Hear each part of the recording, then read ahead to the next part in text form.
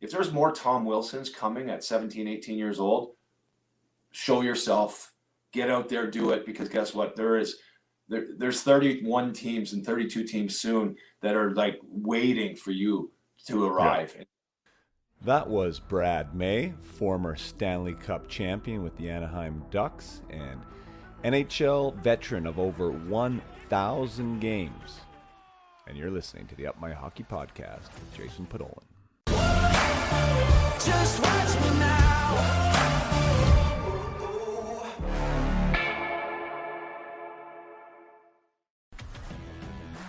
Welcome to Up My Hockey with Jason Podolin, where we deconstruct the NHL journey, discuss what it takes to make it, and have a few laughs along the way. I'm your host, Jason Podolin, a 31st overall draft pick who played 41 NHL games, but thought he was destined for 1,000. Learn from my story and those of my guests. This is a hockey podcast about reaching your potential. Hello there, and welcome back to the Up My Hockey Podcast, or welcome to the Up My Hockey Podcast with Jason Podolin. I am your host, Jason Podolin, and today we have episode 54 coming at you, and we have a veteran of the NHL, 1,041 games, not including playoffs, a former first-round pick, 14th overall to the Buffalo Sabres, a former Sabre, a former Canuck, a former Coyote, a former Avalanche, and a former Duck, Leaf, and Red Wing, and also a Stanley Cup champion to that team in Anaheim in, I believe it was 2006, actually 2007, the Anaheim Duck team from 2007, got traded there at the deadline from Colorado, joined that team to celebrate a Stanley Cup championship in 2007, and he was a man that a lot of people would say played the old school style of game. He loved his role. He loved to play with energy. He loved to be there for his teammates and to provide that spark when they needed it. And sometimes that spark was a fight. Sometimes that spark was a hit. And sometimes that spark was a goal, like the overtime winner that he had in the second season in Buffalo that is forever be entrenched in the hockey archives as one of the greatest calls with one of the greatest plays ever made. It was just a pretty fantastic goal, and Rick Jenneret had an amazing call on that, and a lot of you will remember that if you're around my age. Mr. Brad May is somebody that I came across at the Toronto Maple Leafs alumni. We cover that a little bit, tour during the West Coast trip around Vancouver Island and Vancouver. That was in 2020, almost a year ago today. We were there with the Leafs, and I met Brad and sat next to him on the bus and shared a bunch of stories, and he is definitely an entertaining guy. So lots to learn from Mr. May, lots of laughs, lots of smiles, a very good speaker, and I was really happy to have him on. So without further ado, I will bring you Stanley Cup champion and a veteran of 1,041 games, which we cover is exactly 1,000 more games than I played. So enjoy what this man has to say. I give you Mr. Brad May.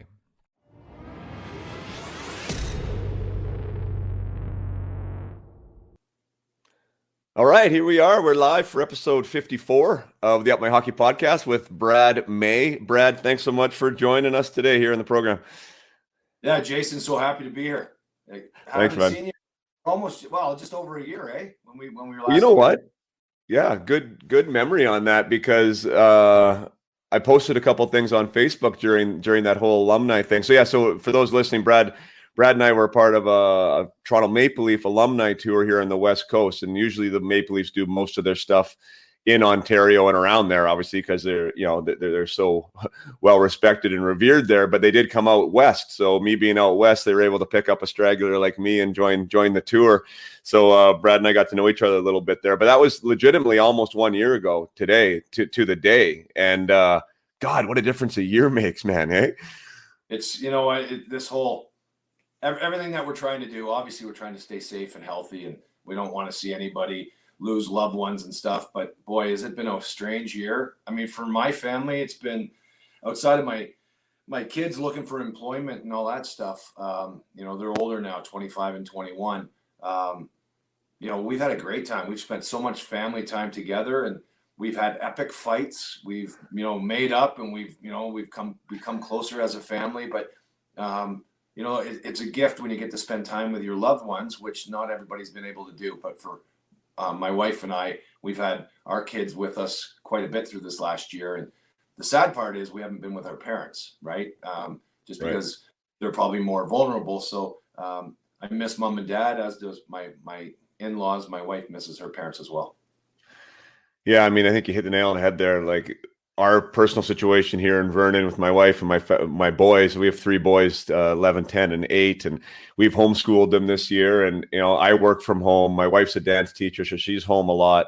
Neither one of our businesses has necessarily been affected, right? So for us, there's not a financial strain, and there's not, all the other things that so many people are being really affected by, right? Other than the worry of the health as well. So we're grateful on a personal level that that we're in a spot where we can enjoy the family time. It's actually been a positive kind of pause, if you'd say. But I think COVID fatigue is setting in, just with even just with those youth sports, right? Our boys love hockey, and like how that's changed, how everything has really changed is it's amazing what 12 months can do, though. Looking at those pictures, and we had people in the arenas, obviously, and we were out and, having dinners in restaurants, and, we didn't even know what COVID was 12 months ago. And now it's like everything's changed. But anyways, fingers crossed we get back to some type of normalcy here soon. I'm sure you're hoping for that as well. Yeah, big time. It just, at the end of the day, every conversation you have with, a stranger or whatever, it's all about COVID, wearing a mask, whatever. So I can't wait till that's all over. I do believe that government's got to get out of our way a little bit and allow us to get back to somewhat normal. Yeah. With that being said, you got to do it responsibly, and obviously listen to the experts. But then again, the experts were wrong early on, and they've been wrong many times throughout this pandemic. So, really, at the end of the day, I'm certainly not one. I wear a mask, social distance are the two things that we should do. Keep your bubble tight. Imagine that, all these different little catchphrases, and we all know what we're talking. It's been a strange. You know what? Let's go down memory lane here, talking about hockey and how. Yeah, let's do it. What are you up to now? Are you have been involved in the game since you've been out of the game as a player, right? In different capacities, and I know you've hopped around with working with different teams too. Like where are you at now with that, and what this new NHL season looks like? I in some ways I miss. So my last job, my last employer was AT&T Sportsnet, which broadcasts all the games for the Vegas Golden Knights. So I didn't work for the Golden Knights, but I did all their games. I was a pregame, in between periods, and postgame analyst. And so that was my last job. I was with the Sabres for 3 or 4 years prior to that. And then same time when I was in Buffalo, I was working at Sportsnet for a couple of years when I first retired. So that whole story spans over 10 years. And this past year, I haven't done anything. I've actually gotten myself back into, I say coaching, but I'm on the ice, training some kids, from 8 years old, 10 years old, which, by the way, the joy for the game is amazing at that age. And then as we get to 14 and 16, some players have a real opportunity to go on another path, their trajectory to maybe chase to be drafted at the USHL. I'm down in California right now for the winter for 6 months or just shy of 6 months. So I just didn't want to stay in Ontario, where I have a cottage north of the city, north of Toronto. My wife and I were like, let's go back to Anaheim. We know some people out here. I've been helping kids out. It's been a lot of fun. It's filled my days. Certainly not doing it for any other reason. And a lot of parents that I'm there, they're like, do you have a kid here? And I'm like, no, my children are, raised, and they're off and doing their things. And they're like, what are you doing here? What's the purpose of you showing up and helping these young kids? And the truth is, if I didn't have people like that when I was a young kid, I would never have made it. And I have no idea where I'd be today. But at the end of the day, I met some great people, great mentors. And you know what? In the second half of my life, I think I'm turning into that. Maybe I've always been that, but I'm a mentor to these guys. I'm trying to teach them, young girls too, and help them chase their dreams. Yeah, that's awesome. It's a great way to, I love you hearing giving back. And I think that's one of the things that years and perspective and maturity can give you. I know I can't speak for you, but personally, I didn't have that while I was in it. And now that I'm out of it, like my respect for the whole system, the whole game has really elevated, right? Like all the moving parts of what it takes to be a part of it at the youth level, like the volunteers, to be a part of it at the pro level, to be signing autographs and making paychecks and all the great things, this house that I live in, everything else, right, is from this awesome game called hockey. And to be involved in it now in a different capacity, and like how you said, like helping others achieve things. I mean, I find it just a sweet spot for me. Like I absolutely love it. And I think it's a great way to give respect to where we've come from and help others on their journey. So I love that you're doing that. How about talking about that a little bit? I just had, a name you'd know for sure, Dean McCammond was on the ice. So I'm doing the same thing you're doing. I got a program called Up My Hockey where I'm helping kids locally here on the ice. I'm helping guys off the ice too from all over North America, but the on the ice stuff is pretty fun to get out there with them and working with them. And Dean said to me after this one practice he was helping me with, he said, God, these kids are good. Like 8, 9, 10, 11 years old. Right. And we kind of just reminisced. And I was like, I don't think I was that good as an Adam. Like, I think that there's so much more going on now at that level. Like, and guys like yourself, guys like myself, Dean McCammond, and there's so much emphasis on skill, and the approach to the game is like these kids just, I feel like they're light years ahead of where we were from a developmental level at that age. Do you see that with where you're at down there, down south too? It's unreal. These kids at 10, 12 years old do things that I've never been able to do as a hockey player, like, or the willingness to try like certain moves and how they pick the puck up. And, obviously when I say that, I mean, you and I can shoot the puck harder than them and we can skate faster than them at this point, even as we're getting older. But as they're going to develop, I think the big thing, like the skill worldwide, I'd have to imagine, is gone through the roof. I mean, the game is certainly a lot better.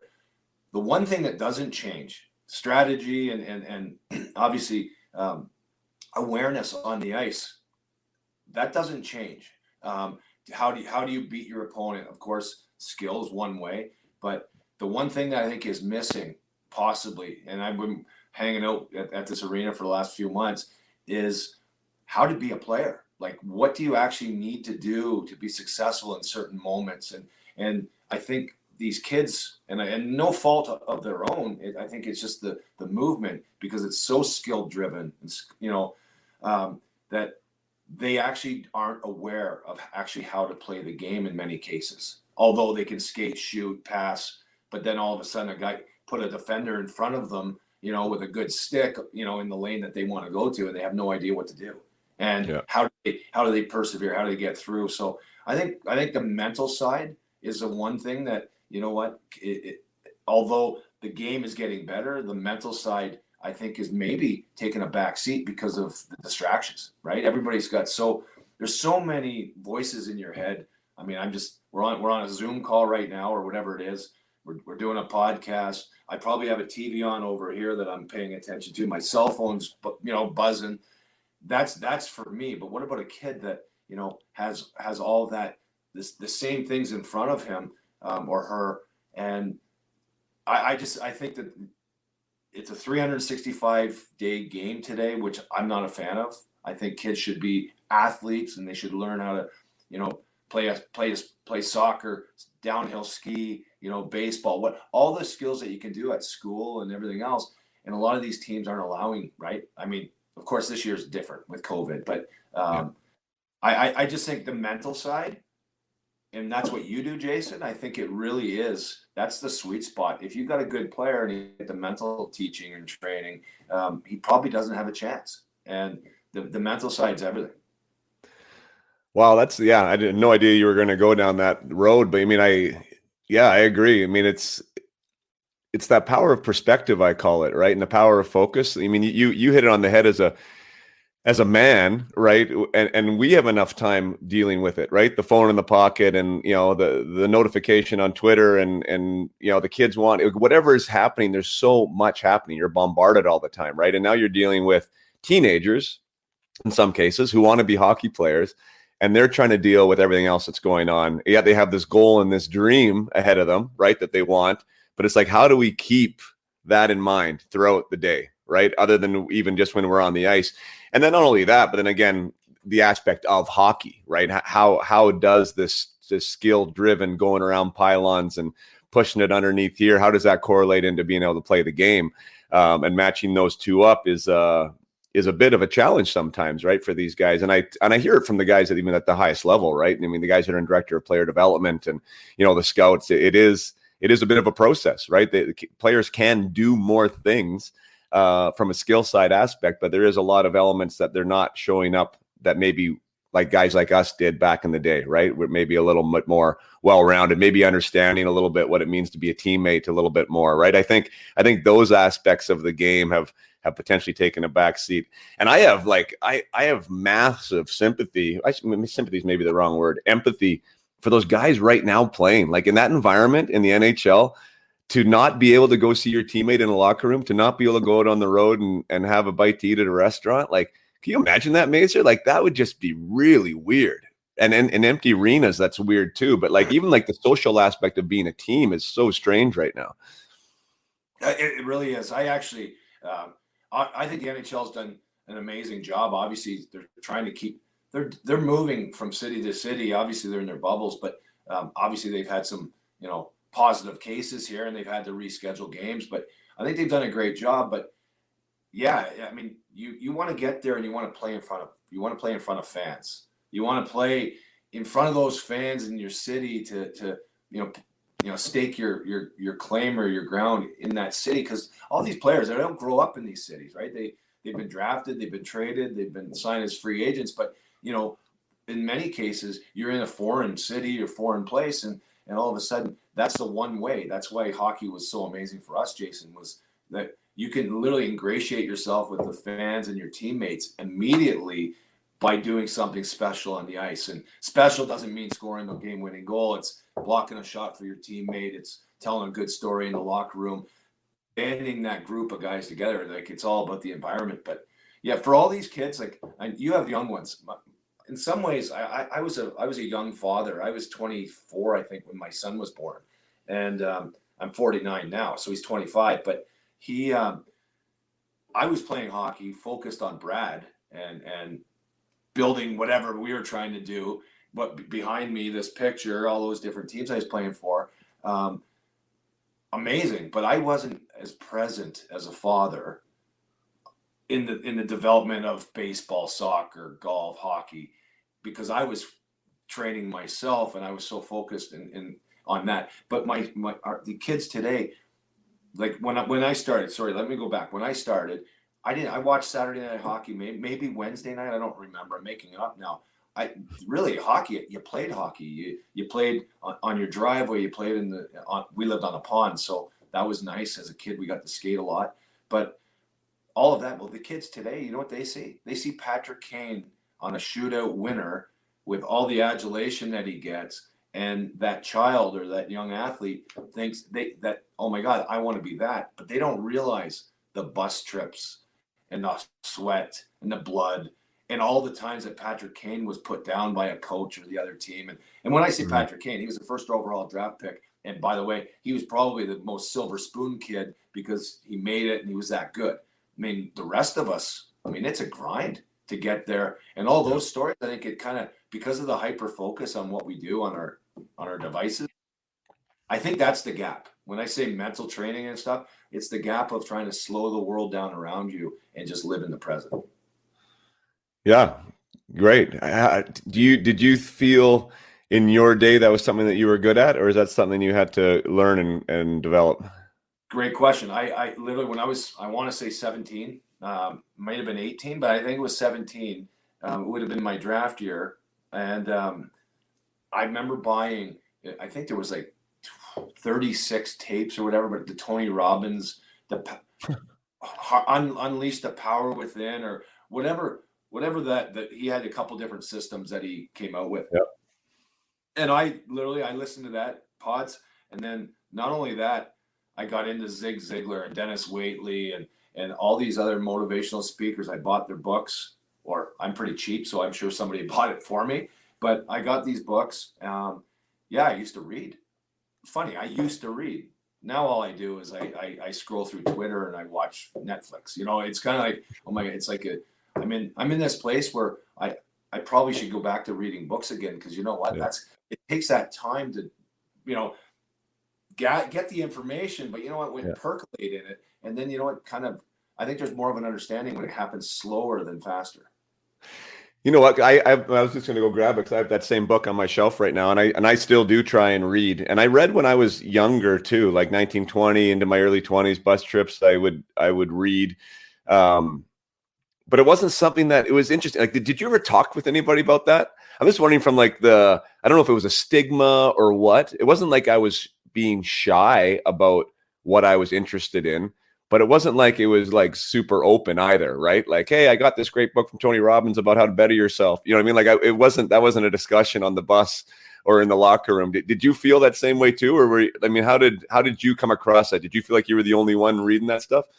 You never wanted to be called the nerd, which, by the way, the nerd's the smartest guy, right? And probably as we get older, we like nerds, right? We like that guy that's actually a little more polished and well learned. But Mm. yeah, I probably kept it to myself. I think in some ways, as became, I say successful, but you know, where I was successful, getting drafted, making the Sabres, you know, my first training camp, all those things, that was my edge over the guy that was 31 years old and doesn't read, or I didn't know if he read or not, but he maybe didn't know of Tony Robbins because maybe he was past that, you know, Right. that life. And I'm not sure. So maybe in many ways I kept it close to the vest and didn't share, you know, what you Yeah. did, because that was you know, your edge and your angle. And, you know, at the end of the day, your best friend on your hockey team is still competing with you for ice time. Yeah. So you can sit there and bitch all you want to your teammates. And that guy that you're bitching to, he probably is not so unhappy, because guess what? When you're playing 4 minutes or 5 minutes, he's playing 15 or 20. And that's a great lesson too as a player is, you know, the squeaky wheel gets the grease. Yeah, you might get a couple pats on the back, but you know what? Nobody really cares. Nobody, I Right. mean, other than mom and dad in your own immediate circle, it's competitive and you got to grind, and it's not always that easy. It's an insecure business. There's no doubt Yeah. for many, if not all. You talked about that competitive edge being maybe the authors on your shelves and that support cast or that inner circle, sometimes I call it, right? Because you want to have a team around you, right? Sometimes that can be, mom or dad or your agent or a good buddy, but it can also be authors. It can also be now podcasts. It can also be these other things, right? That can really build you up and give you that support that you need. But it sounded like you were going a little bit halfway around the word confidence there. Like that gave you a little bit extra confidence when you're out on the ice. And one of the things that I'm talking with players about and with teams about now is that whole idea of confidence. Because a lot of times, and maybe you can speak to this too, like confidence conventionally is like you get confidence after you experience some type of a result, right? Like I'm confident in the NHL now because I've scored the 20 goals or I've had some fights and I've done well in them. So now I'm confident, right? But like what happens before you experience that result, right? You need to walk in there with some type of confidence. And everyone, when I have these interviews, it's interesting because there's usually something behind the scenes, not on the ice, that allows this player, this person to show up on the scene with some confidence, right? That's either earned or maybe it's not even correct, but at least they believe it. You know what I mean? Like, do you think that did allow you to have that little bit extra confidence when you showed up? You know what? The first thing is, what is confidence, right? Like, I mean, the success is the realization of a predetermined goal. So you set out to do something, you achieve it, that's success. So you can be successful in every 10 minutes of your life if you set your goals small enough and short enough. By the way, if you did that, you're always moving ahead and you can get to your destination a hell of a lot quicker than saying, hey, I want to be an NHL hockey player, I'm 10 years old. Well, let's work backwards. How do you get there? And let's go all the way back. And by the way, it'll be this long, you know, it's not a straight line. There's a lot of, moving around. But for the confidence part, yeah, I think if you want to hit a home run, you got to swing for the fence, right? Like in a baseball terminology, if you're always just trying to bunt the ball or just get the ball in play, which I think most athletes probably play the sport of their choice like that, where they play safe and they play not to make mistakes. So I think in many cases, this is on the leadership of not only the I say the team, but the players, coaches, and parents. Kids are too stymied, too stifled. Listen, who cares if you make a mistake? Like I had a boy a couple weeks ago on the ice down here in California, and we were talking, and he was like, "Coach, you can yell at me, you know." And I'm like, "Wait a minute. What?" First of all, I go, "Why would I yell at you?" I mean, he goes, "Well, you know what? My coaches and people in my life, they yell at me all the time." And I'm like, "Okay, well, are you motivated by being yelled at? Because here's the thing: the last shot you just took was terrible, but I don't have to yell at you because you already know it was bad. But we're working, and it doesn't matter. You can actually have your next 25 shots or 50 shots that are going to be awful. But guess what? Once you get the technique that we're working on and you feel it, because it has nothing to do with the coach, it's about you. Once you feel it, now you're cooking." And all of a sudden, but he was looking for some external motivation to be yelled at, or maybe that's just the world that, you know, this boy had been in. But my point there is the environment is everything, right? To develop that confidence, but allow these kids to chase their dreams and do stuff. The cool part about the YouTube generation and your boys, I'm sure, that when they're playing, they're trying stuff. They're trying to score with the Michigan from behind the net and lifting the puck up. I don't know. I just did that with my head because I think that's the way you have to do it, raise the puck. But they're doing things on the ice that you and I would have got yelled at by coaches, which stymied and stifled our development. But guess what? When Pat LaFontaine and Matt Sundin tried the same move, albeit they were a hell of a lot better players than we were, they were allowed to be creative because they actually, whoever determined that, they could do whatever they want for the most part outside of, you know, the team structure stuff. Right. Where you and I try it, even in a practice, an optional practice on a Tuesday morning when you don't play until the weekend, if we tried to do some goofy move at the blue line, the coach would blow his whistle and say that, you know, shove it up your rear end and get that puck deep. And all of a sudden, you know, you're not going to develop as to the player. Now, when you get to that level, listen, we all have jobs and roles to do. So not everybody can be the best player or the scorer. Everybody's got to, you know, chip in and do something different. I think that's what, going back to the whole development of all our athletes that are becoming so talented, is they need to, you know, invest a little bit in their mind to figure out, you know, different strategies to get through, you know, certain turmoil. Yeah, that's you covered a lot there. I mean, I think the safety of the environment is a big thing. I mean, me being, well, a coach to a team for sure. I mean, that's something that I'm consciously trying to be aware of, right? Like, what is our culture when it comes to that? Am I screaming at kids in a game to, you know, when they make a mistake or to not make this, when they don't make the safe play, am I mad? Like, I think like I have arrived at the rink with an intention that that's not the priority. The priority is that you're trying to make plays out there and you're encouraging them to make plays and you're encouraging them to, you know, celebrate when they have made a mistake in an area because they tried something, right? And I think that does flip the whole equation on its head, right? When that's the environment that you're in and you're expected to try things, way different than when you're scared about what coach is going to yell. I think that was the environment I think that we kind of grew up in. And I think it took a special personality to really move along through the ranks because there had to be an element of thick skin. And I think people called it mental toughness back in the day, that you had to have a little bit, I don't give a shit attitude, you know, because if you had a too much give a shit, like you'd be crushed because you'd be sitting there not wanting to move, right? Because someone might yell at you. And the other one, the other ingredient that you must have, that you need to find, is, and I say this respectfully, little FU in you to when you're going out there, and I hope that's not inappropriate, where you're actually going out and, you know what, it's feast or famine, you know. Now, not at 10, not at 12. I certainly don't, you know, prescribe to that. But as you're getting into these tournaments and playing at higher levels, and you're, you know, looking to maybe get drafted, and as the kids ascend in their path, you know what, you have to go out and you have to be able to beat the guy across from you.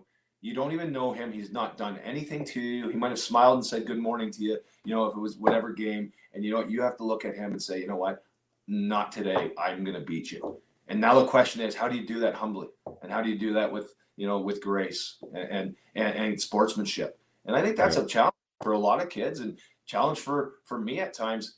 I was always sportsmanlike, and but I threatened guys' lives. I threatened guys' careers. I went after guys that I didn't really have any beef with to get, I don't know if it was right or not, but that's what happened in my career. And Right. I did it though from a place of like a genuine place of I want to be part of the team I'm on, and I want to do the most for my teammates. And who cares about the guy across from me? That's not saying I don't want to hurt him or I want to hurt him. I want to beat him. And I know you played at like the highest level, Jay, and gone through it. And you went a different path than I did. But the only way you got there was you were willing to battle more often than the next guy, I would say, outside of the talent level. Yeah. Yeah. Well, I mean, that's a word that I talk with lots, and maybe you can speak to this. I mean, because I think that you were, uber competitive, and that you're talking about guys, competitiveness. There is a scale for sure, right? Like where you live, where you can live on that scale, and some guys have more of it than others.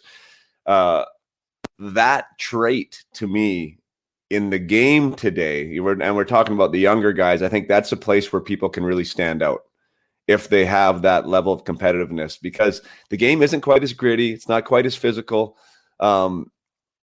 There's ways to get noticed in those dirty areas now.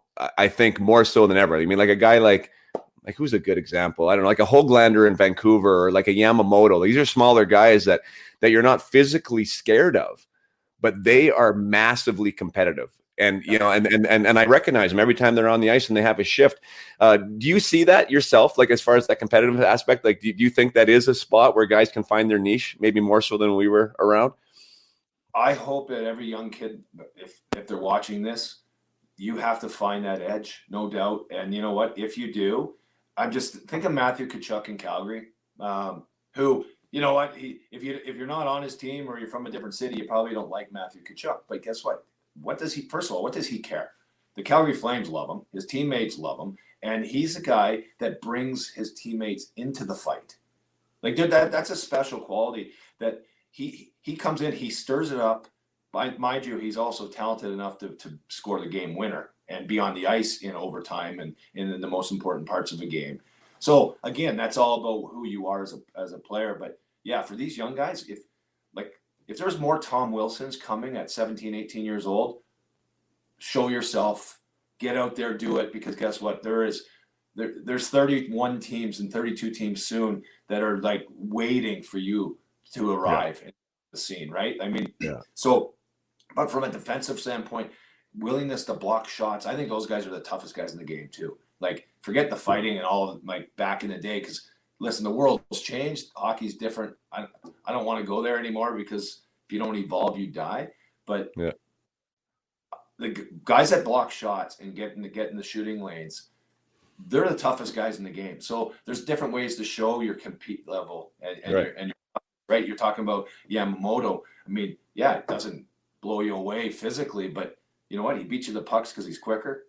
He's tenacious. And by the way, when you're a little bit smaller and you have that fight in you, you're going to draw more penalties, because you're going to frustrate a guy like you or I or whoever, and we're going to be a step behind. And what are you going to do? You're going to take a penalty on him. Guess where he's strong? Guess where he's a threat when you get on the power play, whether it's him or his teammate, for 97.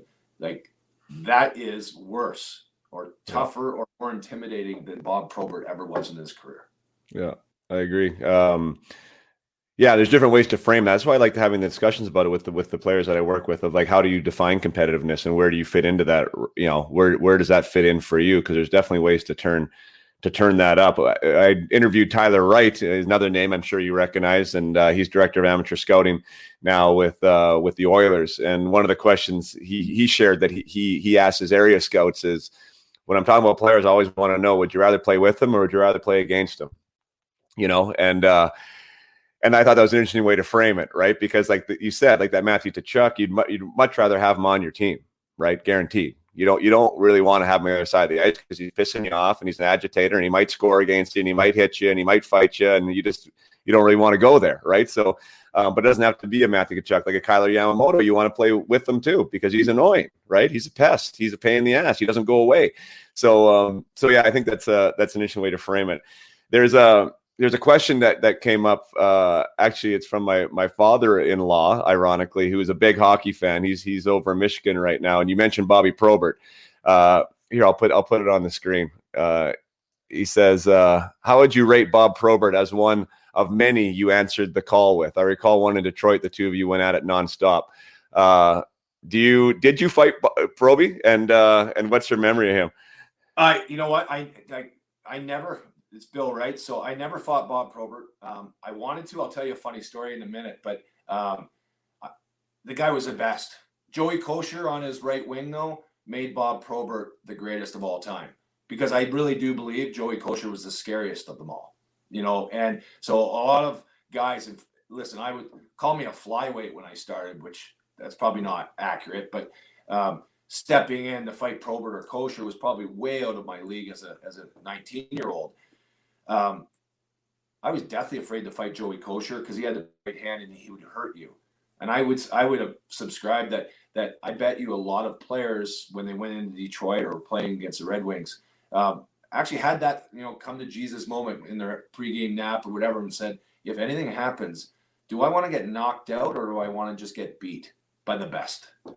And I think Bob Probert fought a lot more guys because they didn't want to fight Joey Kosher. So that's the story. Proby's the best. Amazing teammate. What he did for his teams, his cities, and just the energy he brought into buildings and visiting buildings. Mainly Bob Probert. He's sorely missed. Amazing.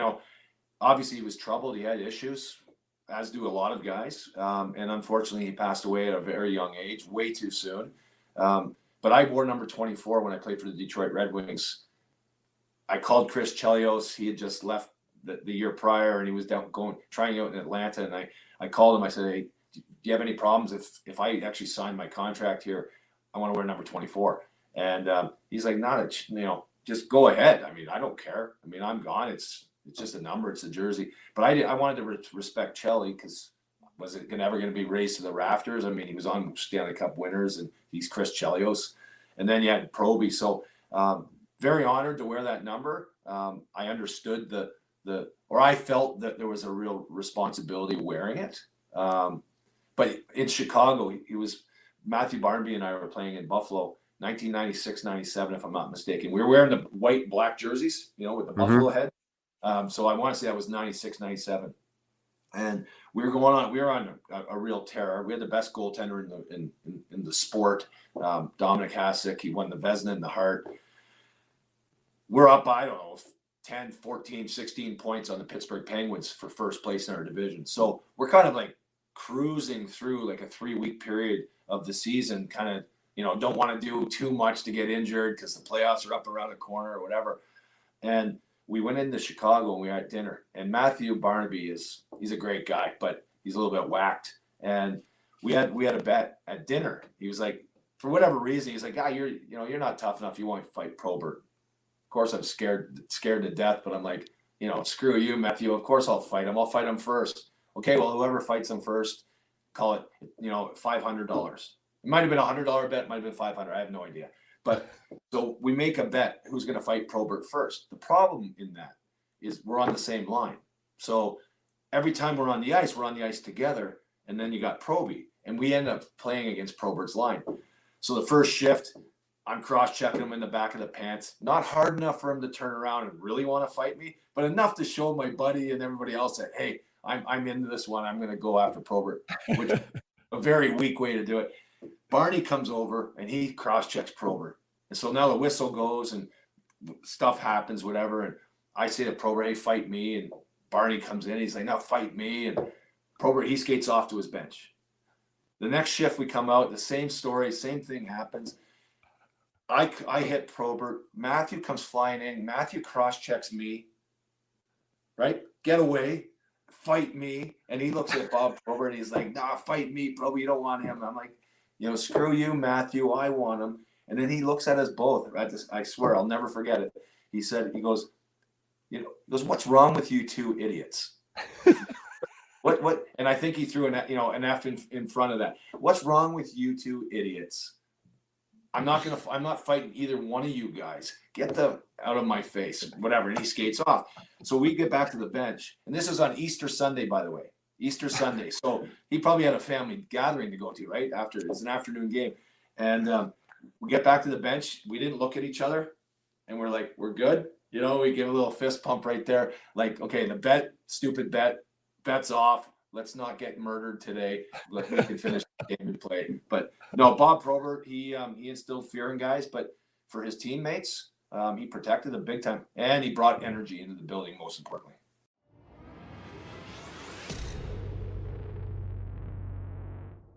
Just going to take a short break from the conversation with Brad May to give a shout out to anyone with a dancer in their house or in their lives. Yes, mothers, fathers, aunts, uncles, brothers, sisters, grandparents. If you have a dancer in your life, this is for you. My wife, Sarah Podolin, for those of you who don't know, was a thing down in Los Angeles before we met. She was a professional actress, a professional dancer, and dancer has been something she's been doing since she could walk. And she was damn good at it too. One of the best I've seen. Toured with Paul McCartney on his world tour. Worked with Britney Spears. She's in her Baby One More Time video. Did the Oscars. Did the Grammys. Been in lots of movies that you know. Anyways, she's been there, done that on a professional level. And now she's taking all of her expertise and everything she's learned and everything she knows, and she's putting it into young dancers across North America with a program that she's developed called My Dance Live. It's a 4-week program where she gets young dancers together who want to level up and want to learn some skills that are going to help them in dance that are going to be relatable to their mindset, relatable to the intention that they bring to their craft. And Sarah is a pro at this stuff. She's going to work with your dancer one-on-one. I shouldn't say one-on-one, in a group call on the weekends. And it's really, really exciting. And I'm really proud of the program that she's put together. So for anyone there who's listening, UpMyHockey20 is your promo code. That's UpMyHockey20. If you have a dancer in your life, you want to step into this 4-week course, I promise you it's going to be amazing. It starts on March 15th. So go to My Dance Live is where you find out about this, mydancelive.ca. Make sure you get the CA in there. And find out everything you need to know about the program. I do not do it justice. The program is all laid out there, so check it out. If you do want to know more about my wife and her background, it's sarahsmithpodolin.com. So that's it. My Dance Live. Get your dancers in there with UpMyHockey20 for a promo code, and you get $20 off the course. Hope you enjoy it. Now back to the episode with Brad May. Yeah, well, and he was. I think what was cool, and I mean, remember watching him growing up, is that he put the puck in the net too. He could score, right? So he was kind of that perfect blend, right, of offense and toughness and respectability. He kind of, I think he enamored a lot of hockey fans the way he played, for sure. I just for your father-in-law, I think, and I might be wrong but I think Bob Probert, if he's not the only one, there can't be many more. He had 30 goals, 300 penalty minutes in one, which I don't know if that's ever been matched, but that was Bob Probert. And I think he was an all-star that year too. That's awesome. Let's go back with you. I mean, I know that we touched a little bit on the bus during that alumni trip there. And again, we're just saying we're live here on Facebook and YouTube. So thanks for everyone tuning in right now. And if you have a question for Brad, by all means, that's what it's all about. Please ask away. But you came from humble beginnings as far as from a minor hockey scenario, right? I mean, I don't remember if it was B hockey or how you qualified it, but let's just, you tell a story. I mean, going back there and then kind of the rise to the OHL and then again to the NHL was not, let's say, ordinary. Why don't you walk us through what that was all about? Yeah. Well, so again, everybody's path is different. Mine would certainly, it's mine. And when I was 13 years old, I'm a late birthday. So I'm the young guy on every team I play on, right? My birthday's late November. When I was 13, I got cut from is that Bantam? I can't remember, whatever the levels are, but I get cut from my Bantam AA team in Markham. And my parents had split up, so I came from one town to Markham. I played on this team for 2 years, from 11 and 12. And of course, all those guys, you wear the same jacket, your buddies. This is it. This is life, you know. And it's certainly in Canada, and I know down here in California, people come from hours away, right? They drive and because there's not enough ice arenas and everything around. But in our small town, go to the same school, you're with your buddies, and all of a sudden you get cut in, I don't know, September 20th, school just started, and you're not their friend anymore, but you don't wear the same jacket. So number one, you're not on their team, so you're not in the same circle, you're not doing the same things. So I went back and played house league hockey and pretty much developed a whole new friend group. And for 2 years, I played with these guys, house league, and then we were like a select single A team or whatever we were. And but I was on the ice a lot more than this AA team. That's the thing. So being able to actually go and not have the pressure of being told what to do, but you're able to go out and actually play. And I was the better player than the kids playing house league, of course, at that time. So all of a sudden, I'm on the ice a little bit more than everyone else, but I'm passing the puck to a player, Nigel Whitfield. I'll never forget him. He learned how to play hockey that year, and he scored the winning goal in the Mayor's tournament. It's a true story, and it was a big deal. We got a medal. It was a great thing. And Nigel Whitfield, he scored the winner. And I had a part in that because I was on the ice. But if you don't keep the best players, and I'm saying this at the AAA level too, because I think the brain drain or the talent drain when they take off to other centers and to go play in other teams. If you don't have a better competition or somebody to strive to become and emulate and follow, then it's your product's gonna be watered down. For me, I was able to be the guy that actually was on the ice with, lesser players. I got more confidence. So if I stayed at AA, I probably maybe don't ever make it because I'm just grouped in with that group, and you do what you do, and you're not on the power play, and you're going to be a third line player or whatever. All of a sudden, I'm on the power play against the worst players in Markham. Yes, but guess what? When you score goals, you believe in yourself and you have more confidence. So that's my start, anyways. 5 years later, from being cut on that team, 5 years, I was a first-round draft pick to the Buffalo Sabres. Yeah, that's wild. I mean, I love that, right? Because that is the age group of my kids. And by the way, your birth date is the exact same day as my youngest son, Thompson. So November 29th. So you share a birthday with my youngest son, and he's Sagittarius.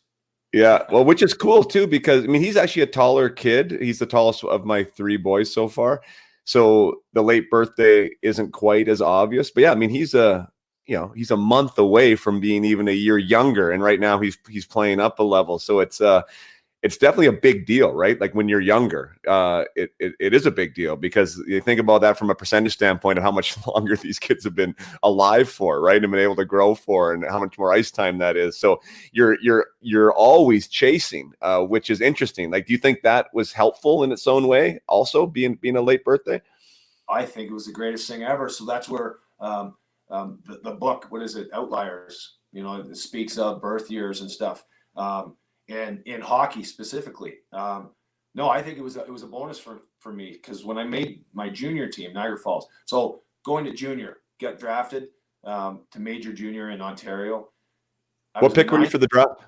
So I was picked, I think 86 or something like that. I was the 9th pick in the 9th pick by the Hamilton Steelhawks, but in the 6th round there was 3 picks and I was the 3rd one, so 9. Anyways, yeah. So there was 8 players in that draft that were ahead of me in the depth chart. If you have anything like that going to training camp, that summer my team in Niagara Falls or in Hamilton moved to Niagara Falls, and we were the Niagara Falls Thunder, Jason. So that's where I went. We were the best team in Canada that year. We didn't make the Memorial Cup. We lost in the OHL final. We had Brian Fogarty, who broke Bobby Orr's records in junior. Yeah. We had Stanley that broke like the all-time Ontario Hockey League career points. I want to say if they had a draft that was 23 teams, or 24 teams, we would have had 9 first-round draft picks to the NHL on that team. Like, our team was loaded with players: Fogarty, Scott Pearson, Keith Osborne, all first rounders. Jason Souls, first rounder, never panned out, but he to Edmonton Oilers. Keith Primo, 3rd overall. Brad May, 14th overall. We had Paul Laus was the first pick, so like the 22nd pick in the draft of the Pittsburgh Penguins. You go down the line. Jamie Leach was played with Paul. That's crazy. Yeah, and I see Mark Lawrence on that team too. He was a Islander there for a while too. Mark Lawrence was the first round draft pick that year to our team, and he took a different path. He made it. And he scored a bunch of goals in the NHL for a short period, and then I'm not sure where Larry ended up. Right.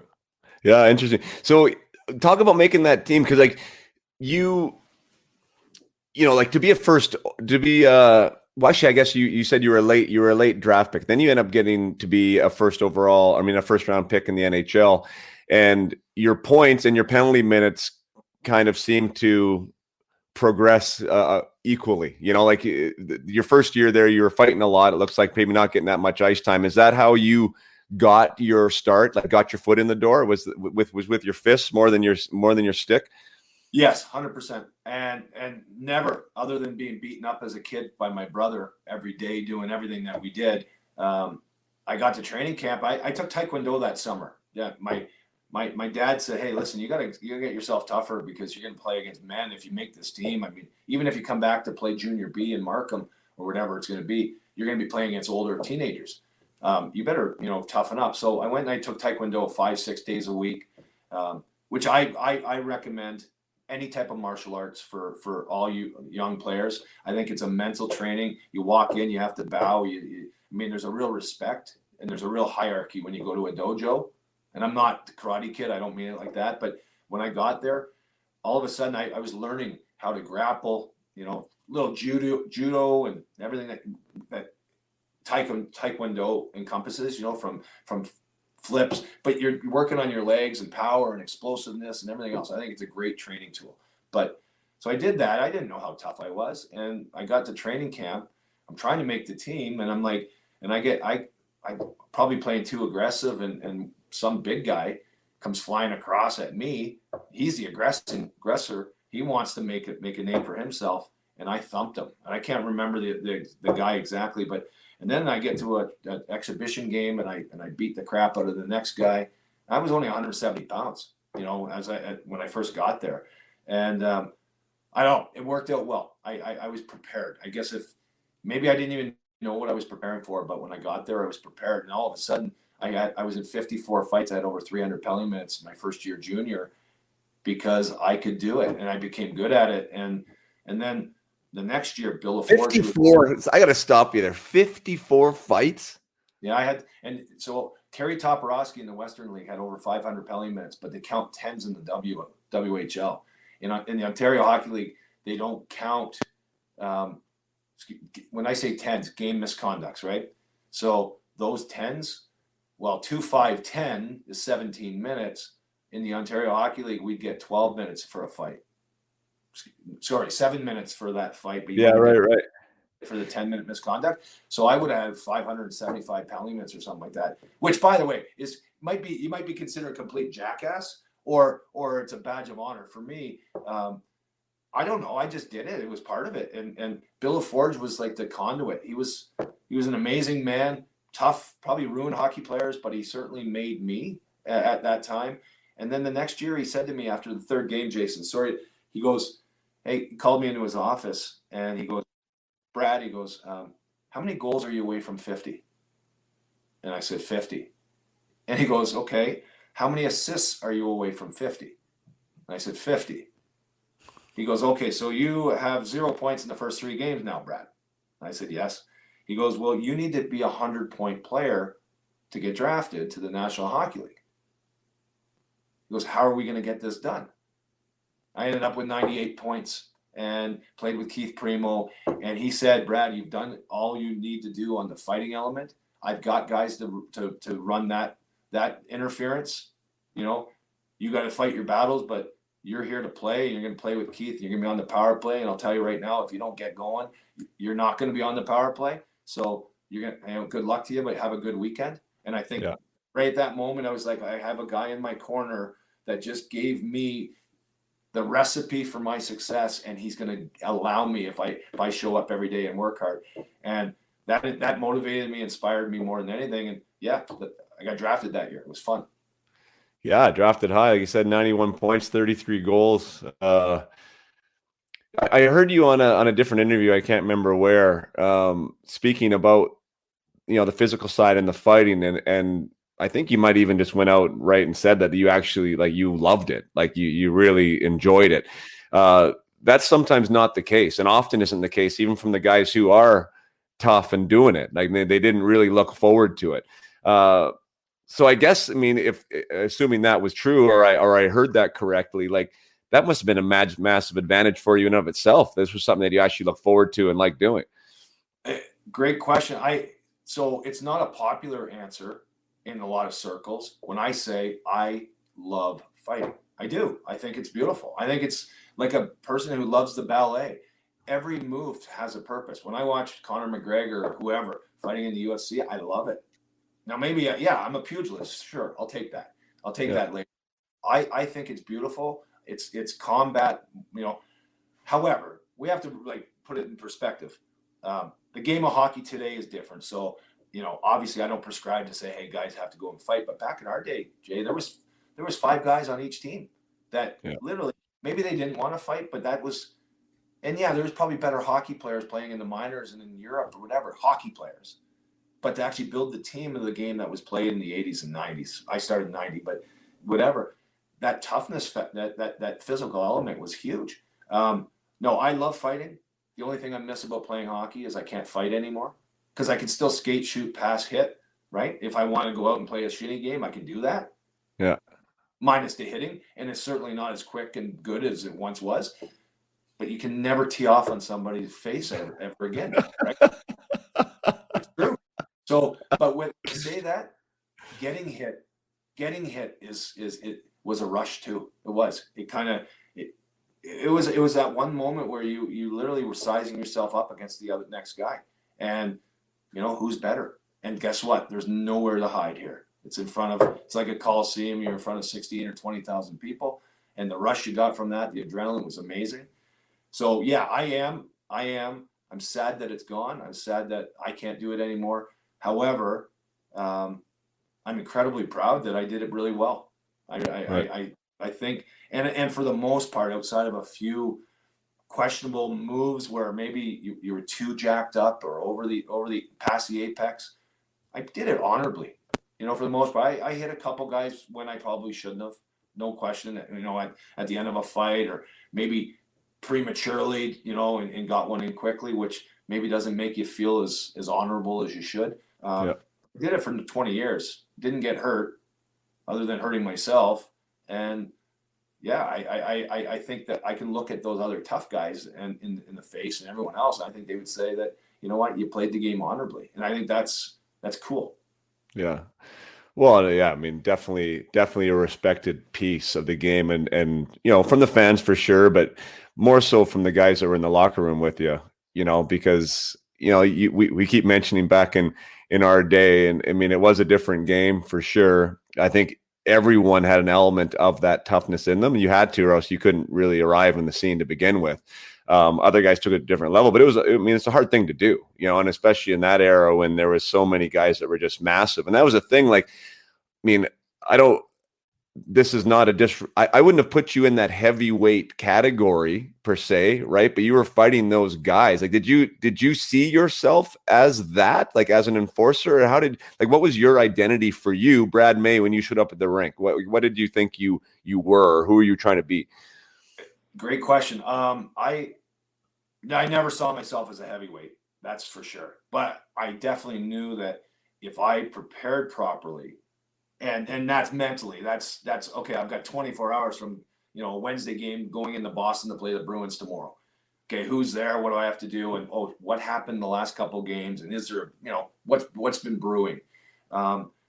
So having that ability to kind of compartmentalize these moments, for me, I think I did a better job than most, for sure. I did not see myself as a heavyweight, but I wasn't afraid.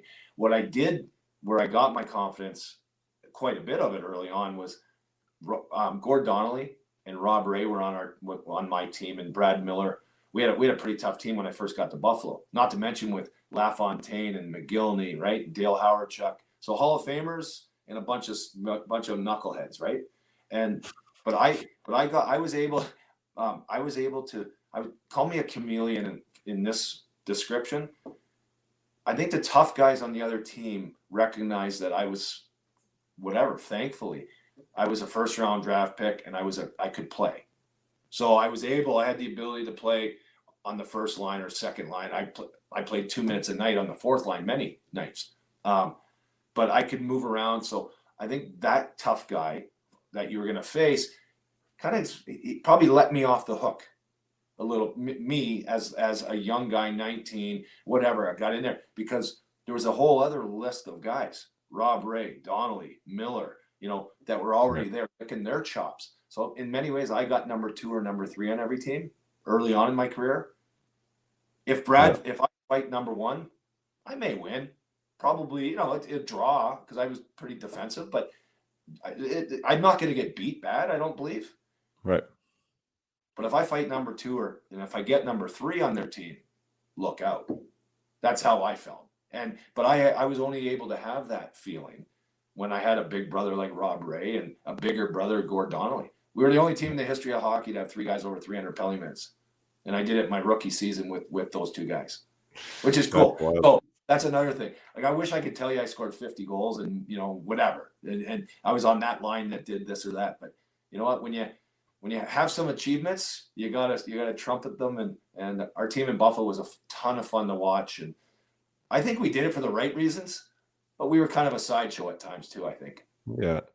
Well, you probably had a band of brotherhood a little bit. Like when you have those other guys and you're not the only one, I'm sure there's whatever you want to call it, a fraternity kind of there where I don't know, maybe describe that. Like, what was the room like? Did you guys call off shots of who you wanted to fight or what you wanted a piece of or how you were going to protect so-and-so? Like, was there discussions about that? It was almost organically, it just fell into place. I think everybody recognized it. And then the times that maybe, there was a guy that, he speared you last game or slashed you in the wrist and whatever it is, right? Or he went after Pat LaFontaine last game. Let's make that up.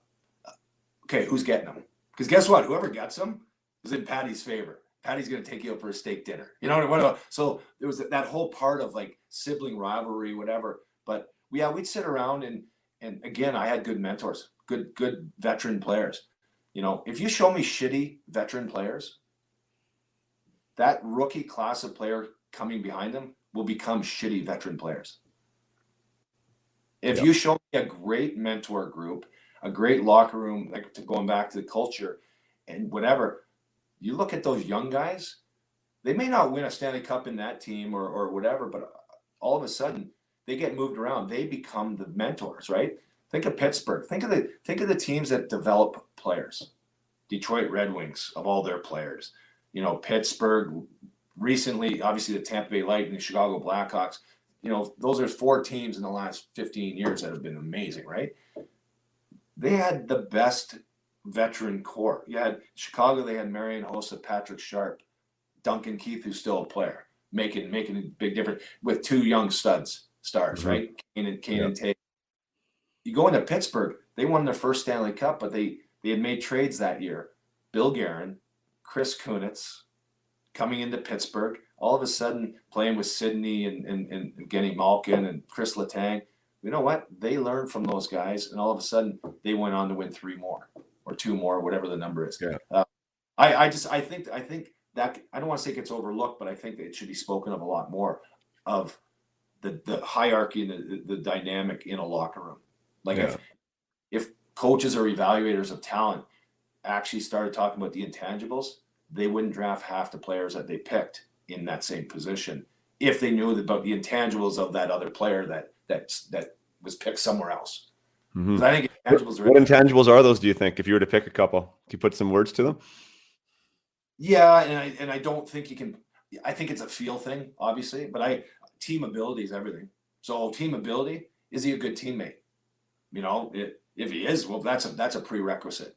If anybody's like, if the word selfish comes into an equation, me as an evaluator, I don't want him unless he's my best player. You know what I mean? And if he's Yeah. your best player, then guess what? We can strategize around that. But selfishness is brutal. Perseverance, right? But perseverance, talking about, where did he come from? Broken family, dyslexic, learned how to read, whatever. That guy persevered. I'm talking Brent Sopel for a second, and all of a sudden he's a hell of a player, wins the Stanley Cup years later. Brilliant story. And if you knew about Brent, where he came from, which at the time, but the good evaluators, the good scouts, good coaches, they recognized it, and then they cultivated it. So I'm sure there's other ones, Jason, but I think though for me, it's team ability. It's one thing to do something good and well yourself, but how do you share it with your teammates and how do you make them better? Yeah. Yeah, I mean, well said. I think you talked about Pittsburgh. I mean, like that environment that Sidney Crosby came into. I mean, as a young player, I mean, like Lemieux comes back, right? He has these guys in the locker room that a lot of these new stars didn't have and don't have. So like now he's one of the greatest, players of our era and maybe of all time, and recognized as one of the best leaders too. But he was around that environment that you're talking about, whereas I kind of feel bad for a guy like Jack Eichel or Connor McDavid, and I'm not saying anything. I don't know the players on that team, and I don't know who their veterans are, and I'm not saying that they're not good guys, but they're not storied Hall of Famer guys. Like they're not guys that have been there, done that you can just sit there and soak it up, right? Like Connor McDavid and Jack, they have to be the guy, and they had to be the guy young, and they didn't know what being the guy was. They knew how to be the best hockey player on the team, like you said, but they don't know how to lead. They don't know how to lead 20 men to the Stanley Cup, right? Like they've never seen that before. So I think that it is interesting, when you talk about leadership and being a part of that team environment and what you're exposed to at a young age. I think it massively matters. Like without question, it matters. And once you got it, you want to hang on to that as long as you can. Like the Ken Hollands, I've had him on this show before, and like recognizing like when Steve Yzerman made that big move, like with Scotty Bowman there, to not worry about scoring 160 points a year. Like now it's going to be about how to get everybody better, and then that gets transferred down to the Datsyuks and the Zetterbergs, and they now understand that. And like, then it becomes part of the DNA of that organization. But I think it has to start at the top, with your top guys. You spoke of one of the best ever, Kenny Holland. Ran an unbelievable ship. I got to play 19 years and finished my career with Detroit. Kenny Holland, true to his word, everybody respected him. He made tough decisions. He got rid of me too, right? Like at the end of the day, at that time you got to look yourself in the mirror. So a lot of players leave the game sour and bitter, but Kenny Holland ran a great ship. He understood that ingredient. Nick Lidstrom, Datsyuk, Zetterberg, Holmstrom, Draper, Maltby. You go down the line in that locker room. Todd Bertuzzi's on that team. Talent, experience, character. We lost in the second round of the playoffs. I mean, there's Stanley Cup winning teams and teams probably in other years that should have won a Stanley Cup were even packed and loaded even further. But talk about Sidney Crosby, because obviously amazing. He just played his 1,000th game and everything else in Pittsburgh. Gary Roberts is another guy that you got to bring into the equation. Maybe he wasn't the best hockey player, which he was amazing. I don't know how many points, 700 or something like that. But this guy, he did some great things. I think you played with him in Toronto, Jason. But Gary Roberts, this guy, he's 50-something years old, and he's ripped. He's got a lifestyle because he broke his neck, and he had to find a way, so he persevered. And he comes to Pittsburgh in 2005-06, I believe, when he goes to Pittsburgh for his last little, kick at the can. And he's got a young Sidney Crosby waiting, looking for information, hungry for the recipe. And Gary Roberts built their high-performance facility at their arena. He's part of their team. He's part of the Tampa Bay Lightning, and he's part of the Vegas Golden Knights. I don't know if he currently is now, but he's had signed contracts with those three teams to run their physical, their development, their athletic division. Yeah. Gary Roberts, man, this guy's a world beater. He changed the game. His movement has changed the game. How they eat, how they sleep, how they drink, what they want to do, how they want to look, body fat, the whole deal.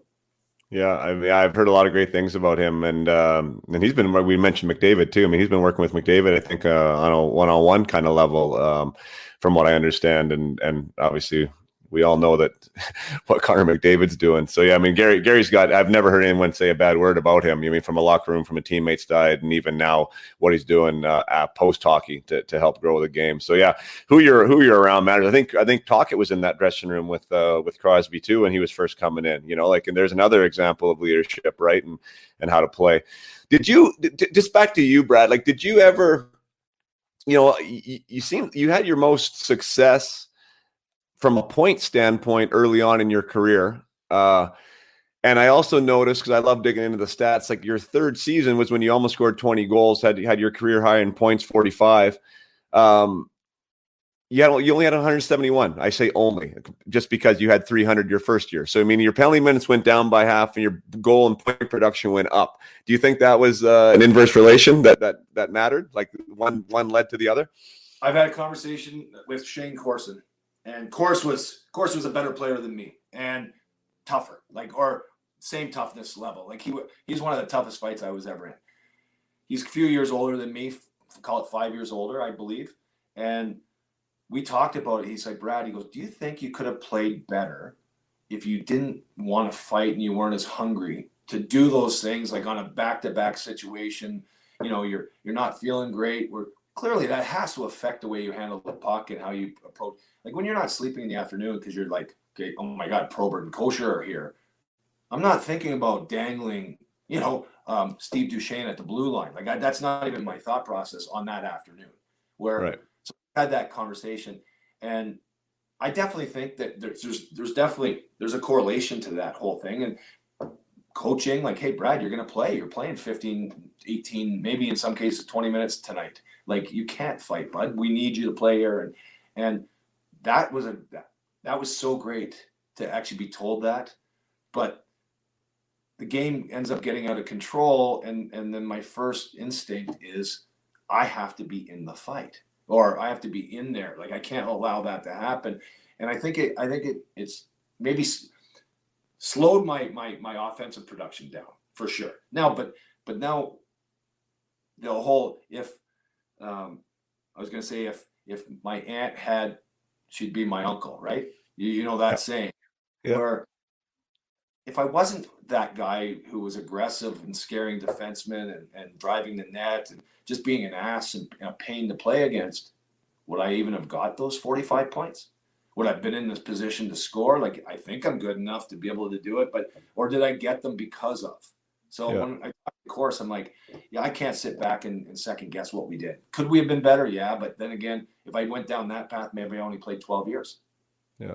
Maybe I didn't have another like element in perspective that GMs or coaches wanted to have in their locker room. I don't know. So I don't want to play that what if game, but Yeah. I do think that I had the ability to be better and score more goals and do all that. But again, team ability. Where are you? Who are you playing with? And by the way, playing for Buffalo in that market is different than playing for I say the Toronto Maple Leafs. It's a different market, a different drive, blue collar city to a corporate town. How do you juggle all those balls or your position on these teams? And I think every player is different. We're going to, yeah, when I was digging in, I mean, because I knew you had the stats in junior just from before, right? I knew you played in a World Junior team, which we won't get into. And I know we talked about that on the bus, like what a memorable moment. And I think that you said probably second to winning the Stanley Cup was one of the highlights of your hockey career, right? Like winning that gold medal. It's so long ago that I don't really remember, like, when I say that, but there's no question it's number 2 on the list. And for 17 years, it was number 1, winning a gold medal. And I remember so often you're laying on you don't have confidence, or you're right there and you're using imagery and goal setting, and you've got all your stuff. Like, we all had our routines, and you'd go back to, okay, how did I feel when I made the team? How did I feel when I made that move? When I scored that goal to get me invited to that camp? And you know what? Those feelings that you tap into is exactly how you want to feel tonight in their next game. So if you could bottle the zone as an athlete, if in the zone or that feeling, it'd be worth $1 billion. Yeah. You know, if because we've all been there, we've all had that like out of body experience where the game came, like, it was slow, things happened. It was like, wow, why couldn't I slow the game down like that for 1,000 games that I played?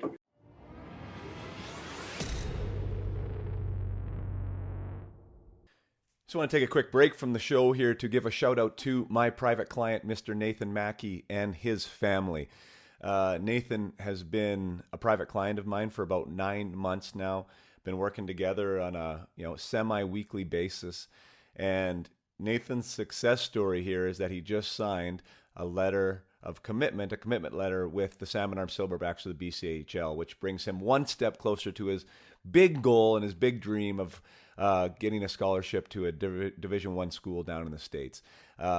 It's been so much fun, Nathan, to work with you. I just wanted to give you a shout out. Without your commitment, without your maturity and follow through, none of this would have happened. It's not. It's obviously a team, and there's more involved with your team than just me. But I do want to recognize that the stuff that we have done and we have worked on together has been on you, because you have been super coachable. You have been willing to participate. You've been willing to work on your self-assessment skills and your self-awareness, and dig in to find that recipe to be the best player that you can be. And I know that we are definitely shining a light on that recipe card, and you're starting to figure it out, and it's showing. Because for many of you that don't know Nathan or his story, he made a team this year in the fall that some people thought that he shouldn't have made and weren't going to give him a chance to make, but he definitely made that team, and he was one of the star players on that team, and he earned everything that he got: the respect from his coach, the respect from his peers, and the respect of the Salmon Arm Silverbacks. So congratulations, Nathan. You've earned it. You should celebrate the success in the Nathan family for being such a great supporter to you.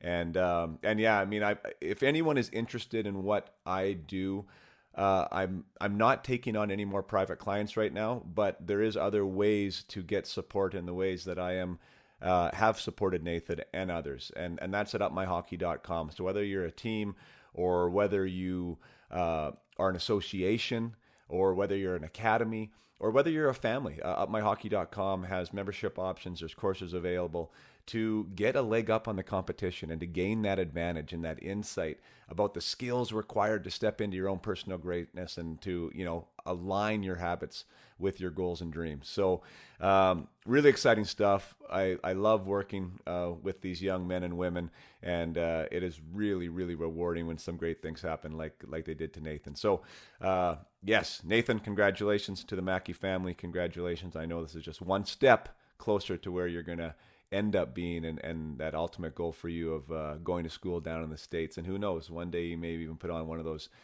glistening NHL jerseys. So back to the episode with Brad and May. Thanks for listening today. Because there's Well, you mentioned referencing like that moment, and you were trying to cultivate it. I mean, that is something that I think is more now like talked about. Like athletes are trying to get there more often, right? And that's something that I work with athletes on is to manifest that mental place, right? To be your best. Do you, which is inherently anti-human in some aspects, because like we naturally want to focus on what's not going well and right. where we've made the mistake, right? So like it's a hard thing to do, and I think it's not something that you can just show up and think it's going to happen. Like you need to consciously try to focus on what is right and when you felt good and when you had success and why you had success, and be intentional about that. Like that's the first step for me when I'm working with guys, is like getting that perspective to shift, right? Instead of focusing on what didn't work out well, how was it when you were great or when you are great? Like, can you relate to that? I'm honestly, if I showed you right now, I'm in Laguna Beach, California. I'm not being a smart ass. And I look over the beach. It's unreal. I got a really neat place. My wife and I right here. And the only reason why I'm sitting right here talking to you, the only reason is because I live my life like that. That's every decision for the most part. That obviously I have ADD and I jump around and I juggle a lot of things. I think I'm good at it, but the one thing I can do is hyper focus. And I think that hyper focus, it can be a detriment if you get thinking about the wrong things. That's why positive reps, mental reps, positive is more important than doing squats and bench press and everything else, or as important. Yeah. Your mind's the biggest muscle that you need because it operates everything. And yeah, so I'm power of positive thinking, The Secret, all these, I know you're aware of that. But if nobody's listened to The Secret, go on Netflix, watch the movie The Secret. It's kind of goofy, but it gives you an unbelievable story and perspective on life and what it is. Power of positive thinking. And everything that's done, I swear to God, everything that where I'm sitting here, it's because we've adopted this in our life. We think like this. We do. That's awesome. Yeah, that's super cool. I'd be dumb if I didn't go back to the Mayday goal. I told you before if you'd be mine, because it was funny. Even going back to that trip, and I think we talked about, we're sitting at the autograph table, and people are coming through and people are talking, and you must have had like the Mayday conversation even the time I was with you. I don't know, half dozen times, right? And so in my head, I'm like, oh my God, this guy has probably dealt with this so many times. He doesn't want to listen. He doesn't want to go back and revisit this goal. But I mean, there must be a piece of you, because you didn't score a ton of goals. Like, let's be honest, right? And that goal is like so iconic that it placed you in hockey history and in hockey lore. So there must be a bit of a love-hate relationship. I mean, it sounds the way you think about it, more love because you're a positive guy.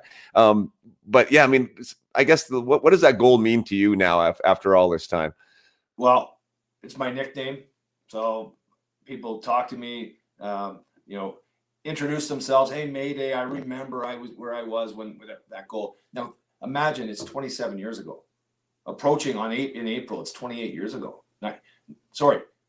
Yeah, it's in 1993. April 93. You know what, Major? I'm going to pause you because I have it queued up here. I'm going to put it on the screen. Okay. So you're going to be able to see it. Yep. Full screen. And let's play this thing.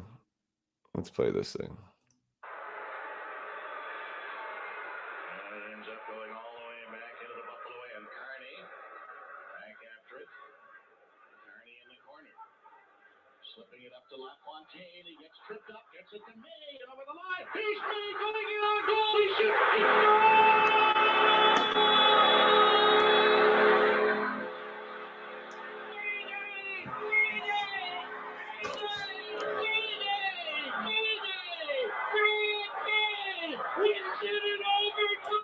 That's crazy. You know what? Was the audio on that? Did you hear the audio on that? Oh, I heard it. Yes. Yeah. Okay. Cool. I swear I haven't seen it from the face-off in a long, long, long time. I couldn't remember. I was trying to. Where was the puck and how did it? Because I've seen the call and the goal. You know what? It's a moment in time. 1993. It was my coming out party, if you will, for me as an individual. This guy who had 300 penalty minutes, but now he can kind of contribute on the other side. I'm playing with LaFontaine and McGillney, which was their best year. Unbelievable. One of the best tandem years ever in the National Hockey League was McGillney and LaFontaine, 92, 93. And I just, you know what? It's amazing. I love hearing it. It never gets old. It's never bad. The only thing is I get a little embarrassed sometimes because it kind of is like, okay, you know what? It's been 25 years. And there's probably 60 pounds on me different, it's kind of like, I'm humbled by it for sure though. And there's no question. It's part of that whole ramp up to the playoff hockey and overtime lore that we all love to see in the celebrations. And it's cool. It's my nickname, Jay. I love it. Yeah, it is. Yeah, and well-earned Rick Jenneret. I mean, what a call. It sounds like he didn't have that queued up. There was a little bit of pause there after you scored, and it was just something that seemed to me like it was instinctive for him. He just came up with it on the spot and starts yelling it over and over again. But Jay, I think he said going in, Rick Jenneret, he's awesome, right? He really, and he got inducted into the Hall of Fame, and they played that call. So of all of his 40 years of hockey, they had that call matched with him when he went to the Hall. But Rick said, he goes, I wasn't thinking about Brad May, not at all. He hadn't scored in 22 games and whatever, something like that. Yeah, he made a snide comment, but he's like, he's the last guy that was going to score at that moment, and I think it was instinctual. He But yeah, because I watched it too, and so you were. I mean, you were on the ice. Were you LaFontaine's winger that entire game or that entire playoffs? I want to say the entire playoffs. I may have started maybe game 2. We changed. We made a little bit of a shift, and then I moved to their line. But I played with them for about, I don't know, 30 or 40 games that season. 30, let's say it 30. And Dave Anderchuk was their winger, but he got traded to Toronto sometime in the new year. I don't know if it's January or February. And then I moved into that spot. Wow, that's wild. I mean, what a great play by LaFontaine. He gets tripped up.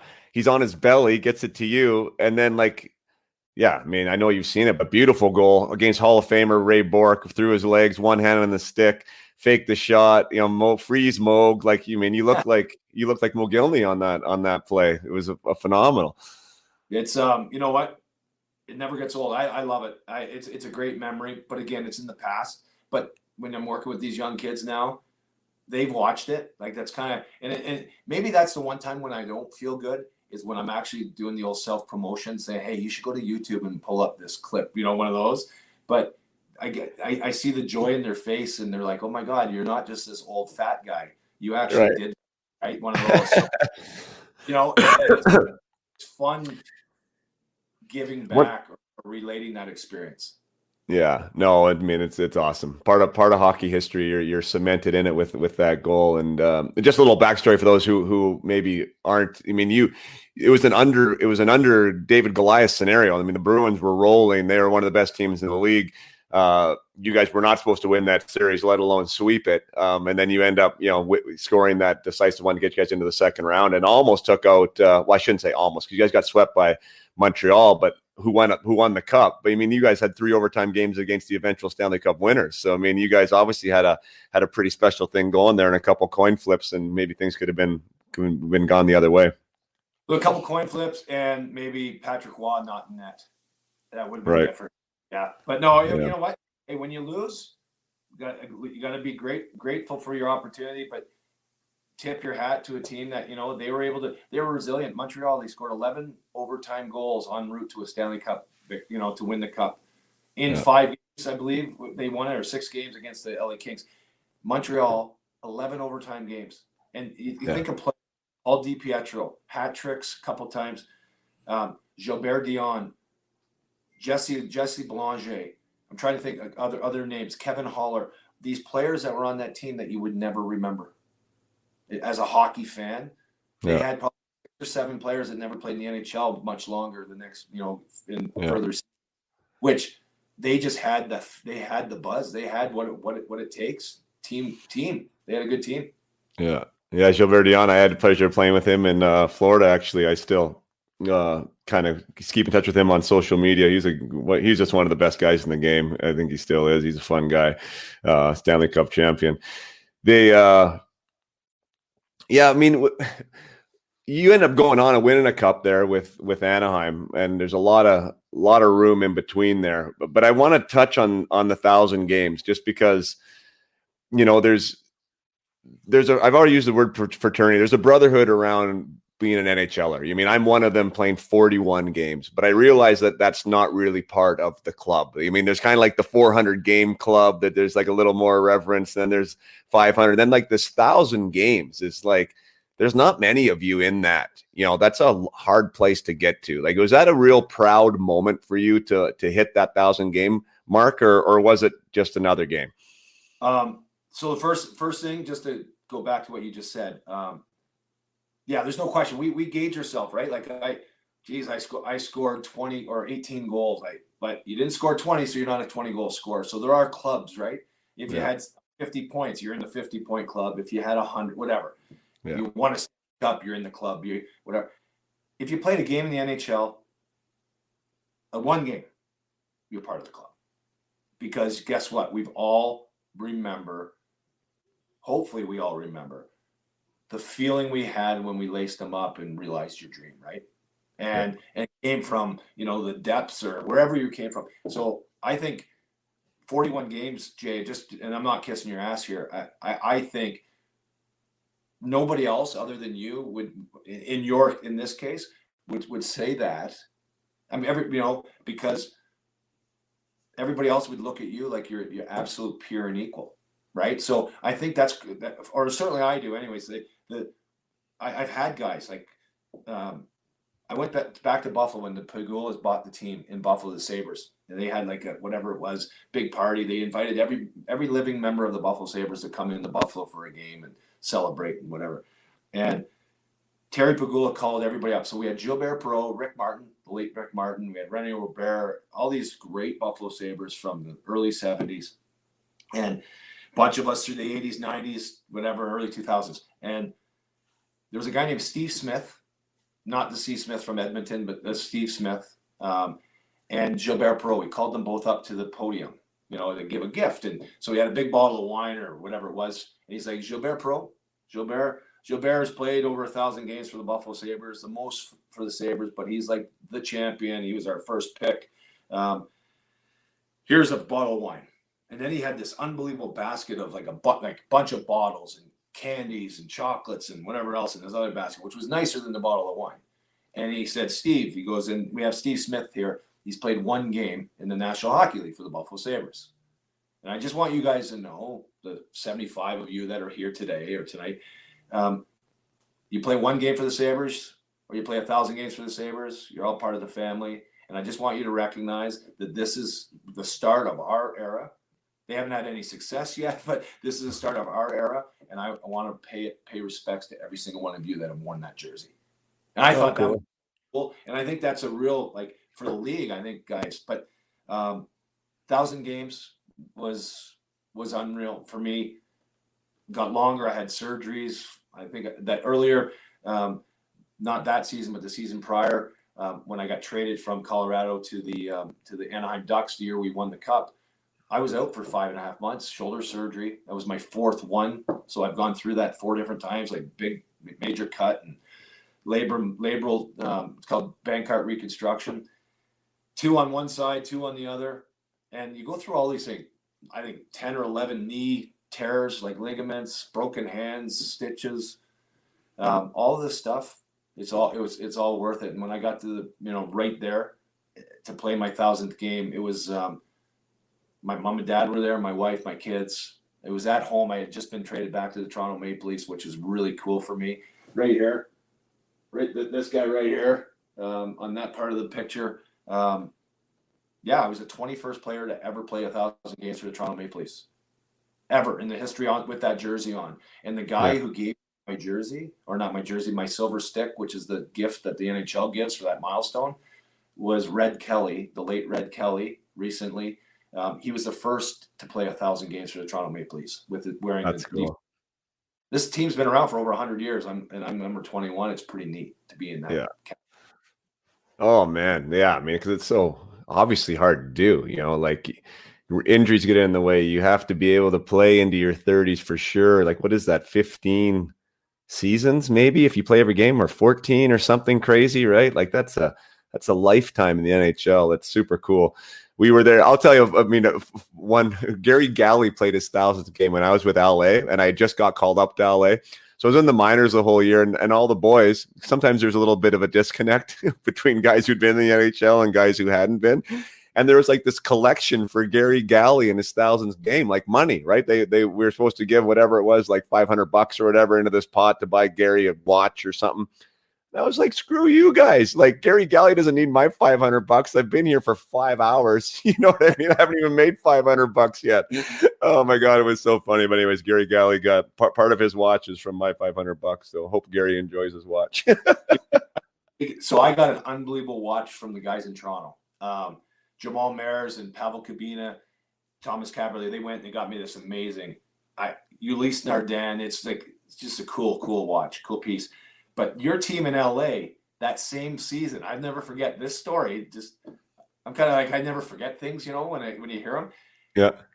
The LA Kings had 4 guys that played 1,000 games that year, at the same year. So think of that. You had Ray Ferraro, played his 1,000th game, if I'm not mistaken. It was Ray Ferraro, Russ Courtnall, Gary Galley, and maybe not. No, it wouldn't be Steve Duchesne, but it was some. Was it Luc Robitaille?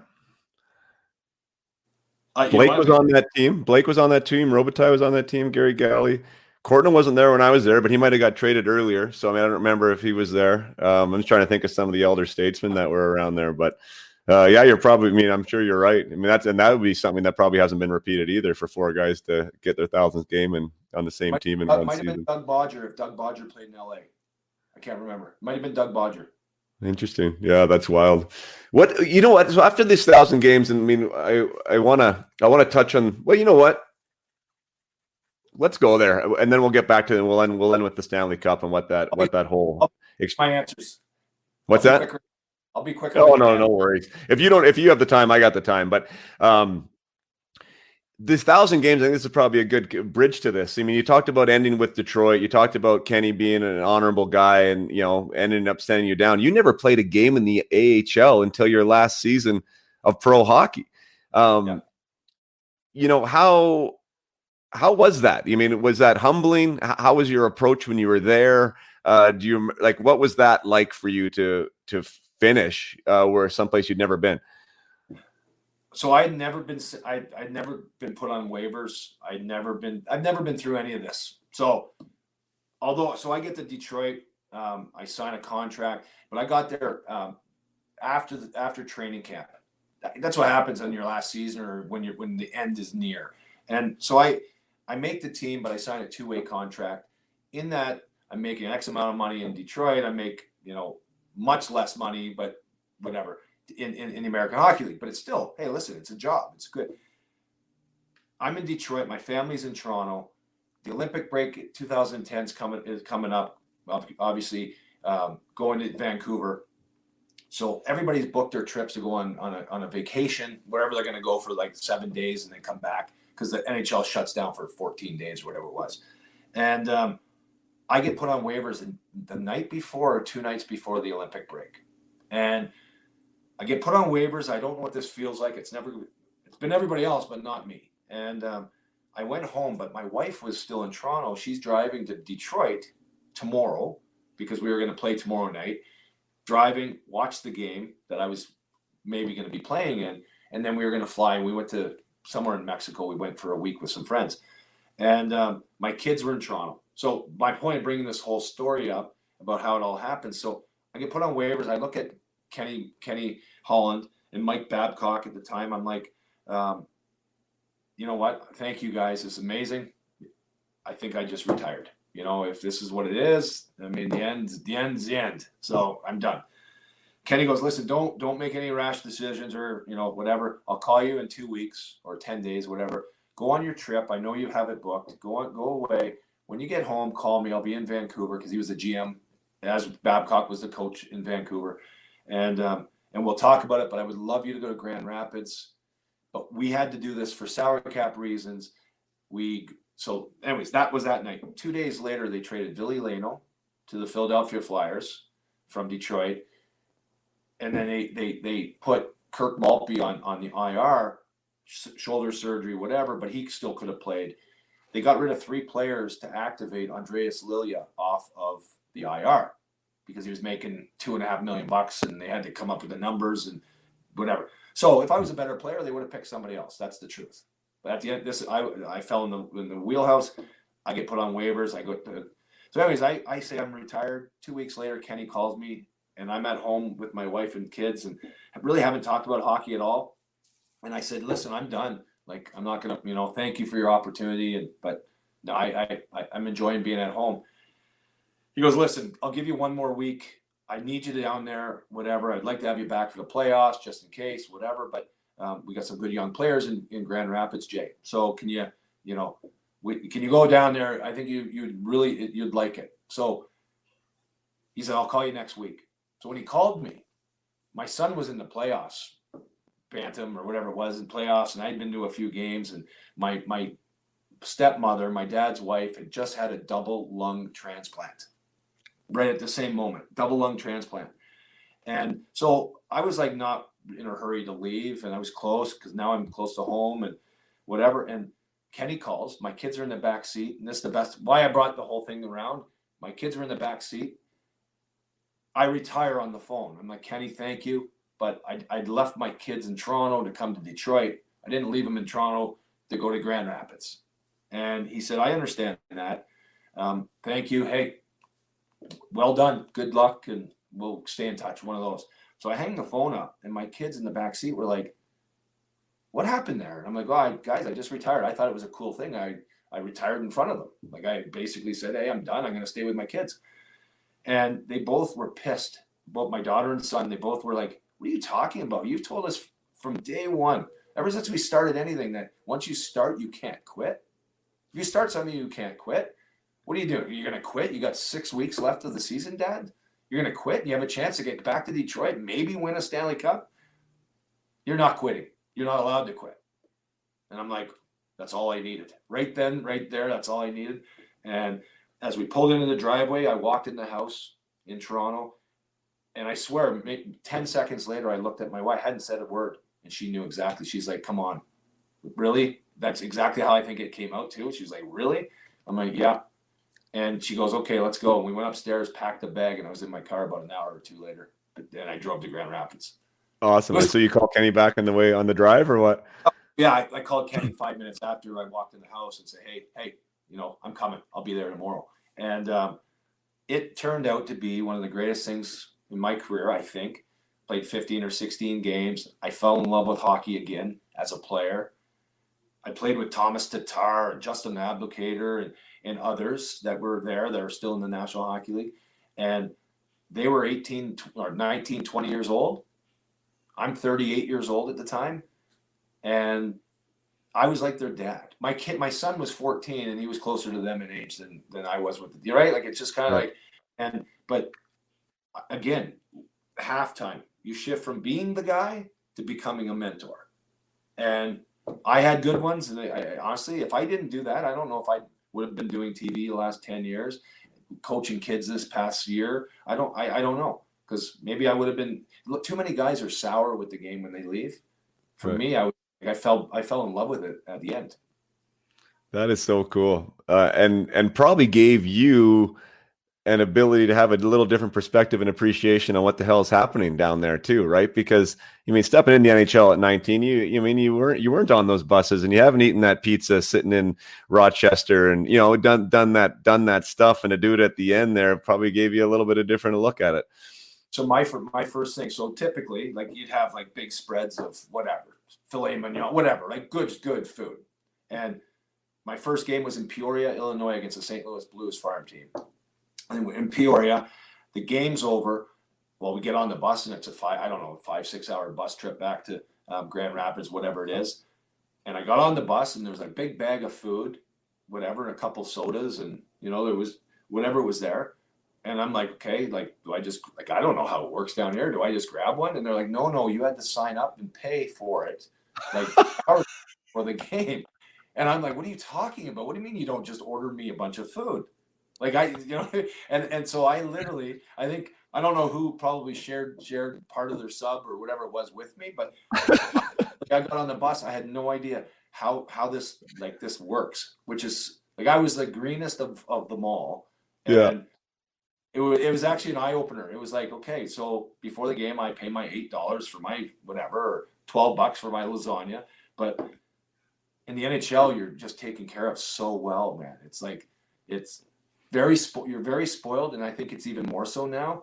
And there has to be a real understanding that, you know what, you've earned it, but you have to appreciate it and be grateful. Where I hope, and I don't think it is happening, but I really do hope that the players today recognize how good they have it.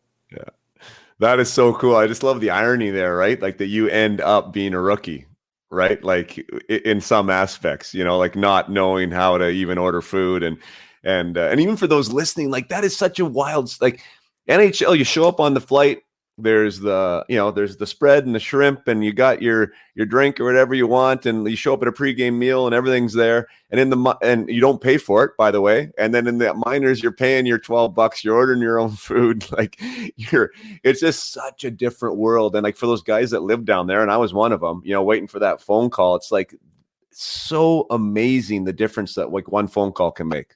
Right. You're the same hockey player, you're the same human, but now you're on a different contract, you're in a different world. And it's that close, right? Somebody wanting to make that call. And Maybe that's an interesting segue into Brian Burke, because you had a guy that wanted to make that call for you a lot, which obviously helped on the way to 1,000 games too. Having somebody in your corner that wants you to be part of the organization matters in that line of work. Oh, big time. Yeah, Berkey's my greatest ally in hockey for sure. Amazing. I played for Berkey. I got traded to Vancouver. Mike Keenan was in charge, and he was a coach and GM. But that summer, they hired Berkey to be the GM. Mike was still a coach in Vancouver. And anyways, I left. So Berkey, I love Berkey. Berkey loves me. There's no doubt about it. It's out there. Literally, I think he's my favorite. And he's said, in many ways, he's had so many great players. But my name comes up when he speaks up, positively about his former players. And but in that, so he signs me a couple-year contract in Vancouver. I leave. He trades me to Phoenix. Basically, kicks me in the ass on the way out. When he does, I go to Phoenix for 3 years. At the trade deadline, 3 years later, I get traded back to Vancouver. 2-year contract again in Vancouver. He leaves to Anaheim. I go to Colorado after the lockout. And then I get traded at the deadline, my second year in Colorado, to Brian's team. And then to Toronto. So I played for him 4 different times. And the worst part about this whole thing, so yes, he loves Brad, but he also got rid of me 3 times and didn't re-sign me at the end. So you know how much does he love me? But when I got traded to Anaheim and we ended up winning, which was amazing, the year and a half later, Berkey leaves the president GM of the Maple Leafs. I think that's what his title was. And all the guys, Pronger, Marchant, Sean O'Donnell, Francois Beauchemin, Travis Moen, all of us that got traded into Anaheim when Berkey was in charge, we'd basically make fun of each other. We're like, whoever gets traded to Toronto first was the biggest kiss ass of us all. One of those, and everything else you'd say to your teammates, And so about 6 weeks after Berkey takes over in Toronto, it's my son's 13th birthday. I get a phone call, and it's Bob Murray, and he's like, "Mayday, I just traded you to the Toronto Maple Leafs." And I loved it, right? You're going home to Toronto. He goes, "By the way," he goes, "it was like 75 degrees in California. It was unreal. I was on my deck at my house, and you better have a parka because your game, you have to play tomorrow in Montreal, and it's a blizzard or something." And it was just like that the difference, right, of location. But I went to Toronto, but I was dreading the texts that I'd get, and they're so funny. Of all my team, I'm like, "Hey, ball kisser," you might have to beat that out. But you kiss ass, this and that. The comments in the texts were the best. They're gold. Yeah, that is beautiful. I was certain it would have been somebody else that I could have picked on, but it was me. Yeah. It was you. That's okay. You can handle it. You got thick skin. How was that? I mean, I've hinted at talking about the cup. I mean, you got traded there at the deadline, I think, if I did my homework right. And then you end up winning it. Right? I mean, the greatest prize a hockey player can win. And that whole scenario, I've never really talked to somebody about that, because even though you definitely went through the war of the 2 months it takes to win that cup, but you haven't been a part of that for the whole season or for multiple years. Right? What was that like? I mean, you were later in your career, you were respected in the league, people knew who you were, but like fitting in and being a part of things there, how was that? I mean, can you speak to that? Yeah. The first thing I'd say is I think it would be, I don't know, I think it's great either way, but I think it would be amazing if you started in an organization and you went through the battles, right, for 10 years, and then you win. Steven Stamkos, right, in Tampa. I think that's amazing. But being traded, going through it, the ability to actually fit into a room. So I've been traded a few times. I played on multiple. So a lot of people say, when you were traded, that must be hard. I'm like, it's the greatest thing ever. The first time getting traded broke my heart. But after that, it was always exciting. One chapter closes and you keep going. Great guys in Anaheim, really, really good veteran players and some great young guys. And I knew Berkey and I knew the system, that he wants. I didn't know Randy Carlyle though, very well at all. And first comment, he called me in, before my first game or whatever it was, and he's like, "Mayday, Randy Carlyle." He's like, what makes you special? And I'm like, I don't know. But now you're like in front of this new, your new coach, and you're like, yeah, I'm 36 years old right now, but I'm, I feel like I've been around him. He's like, what makes you special? I'm like, listen, Randy, I'm going to work hard. He goes, hey, that's enough. With a couple other words he'd use. And he goes, work hard. What are you talking about, work hard? Working hard is expected. That's not special. My dad grew up in the mines in Sudbury, Ontario. He worked hard every day of his life. Doesn't make you special to work hard. What are you going to bring to this team? That was a horseshit answer. No, I'm like, okay, I started off, okay, this is a bad footing, whatever. And he made me, to not critique yourself, but to actually explain how you're going to make a difference in a new environment from your own words, rather than relying on other people's, opinions or freight, whatever they have said in the past. It's not an easy place to be, right? Anyway, so that was like, holy shit, like this is serious. So all of a sudden, you got to harness it. But the one thing I can say, we did win, and I didn't screw it up. I was the only guy they brought in at the trade deadline. Yeah. And you know what? It's happened to other teams, and it's Yeah. not that guy's fault per se. But you know what? Dynamics are everything. Chemistry is everything. And it's very easy that a guy could come in and ruin chemistry, right? So Yeah. that's one thing I'm proud of. I didn't screw it up, and we were able to hoist a cup at the end of it.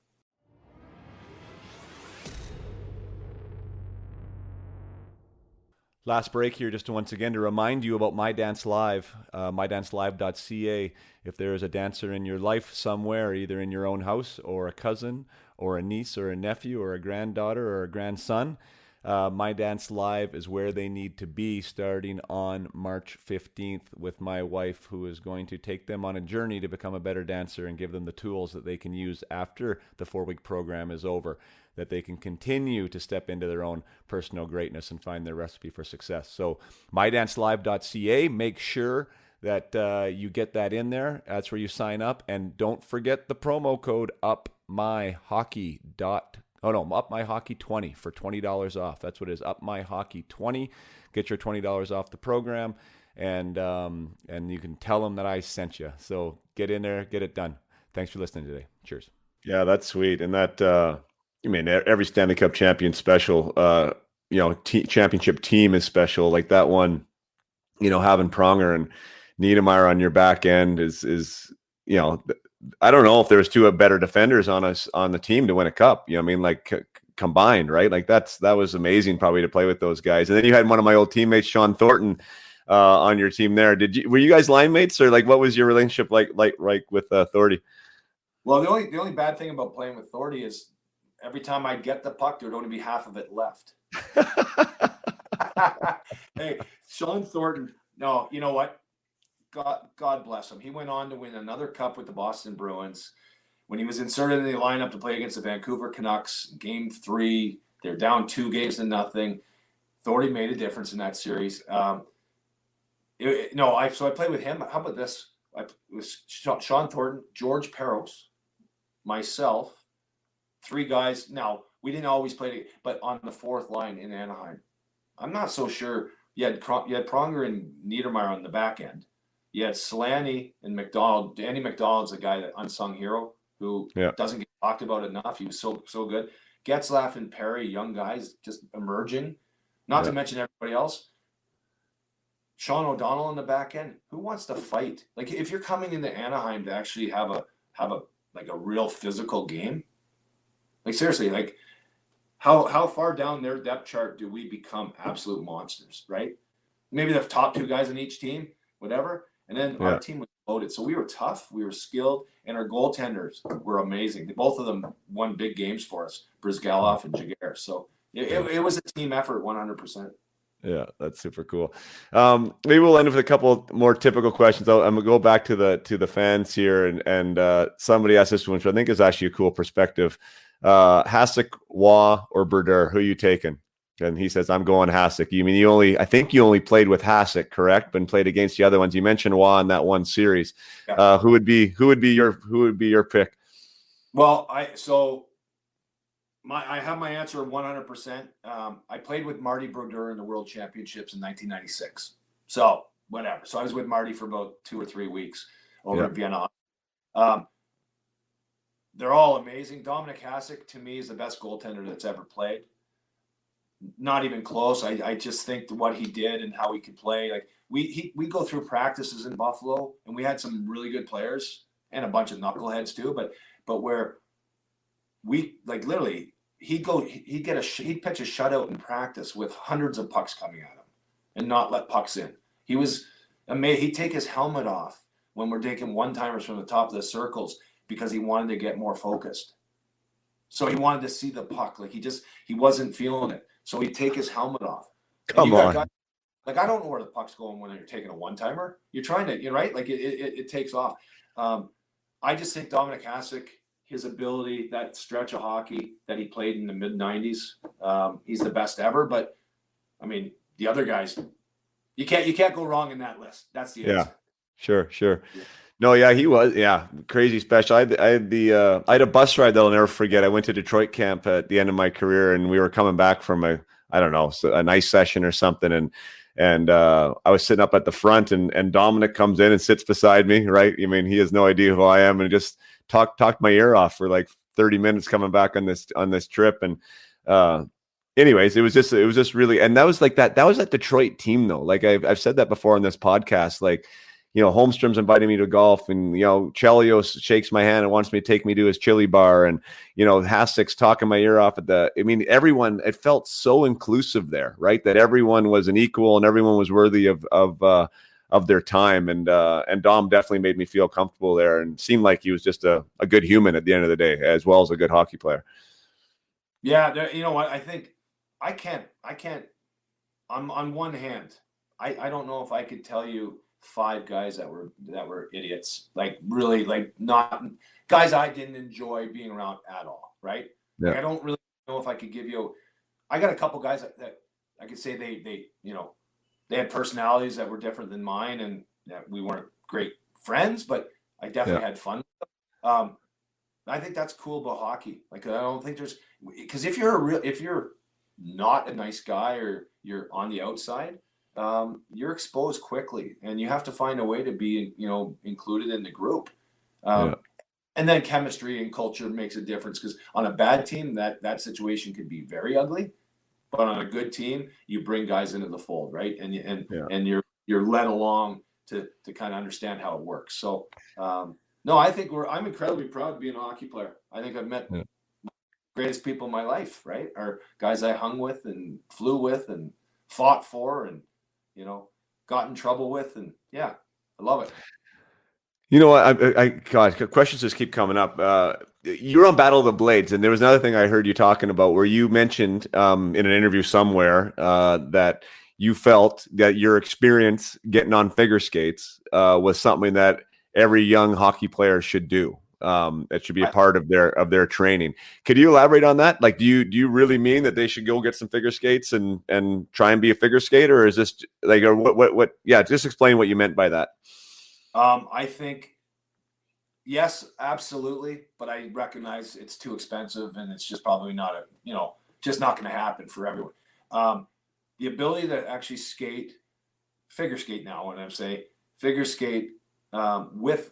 Like, these figure skaters are unreal. Like, they finish every stride. Where hockey players, it's an economy of movement and whoever's fastest to get to the puck. And we actually, as good as we are, when all the guys that did Battle of the Blades, and I would venture to guess, from season 1 to whatever, I think they've done 5 seasons now or whatever it is.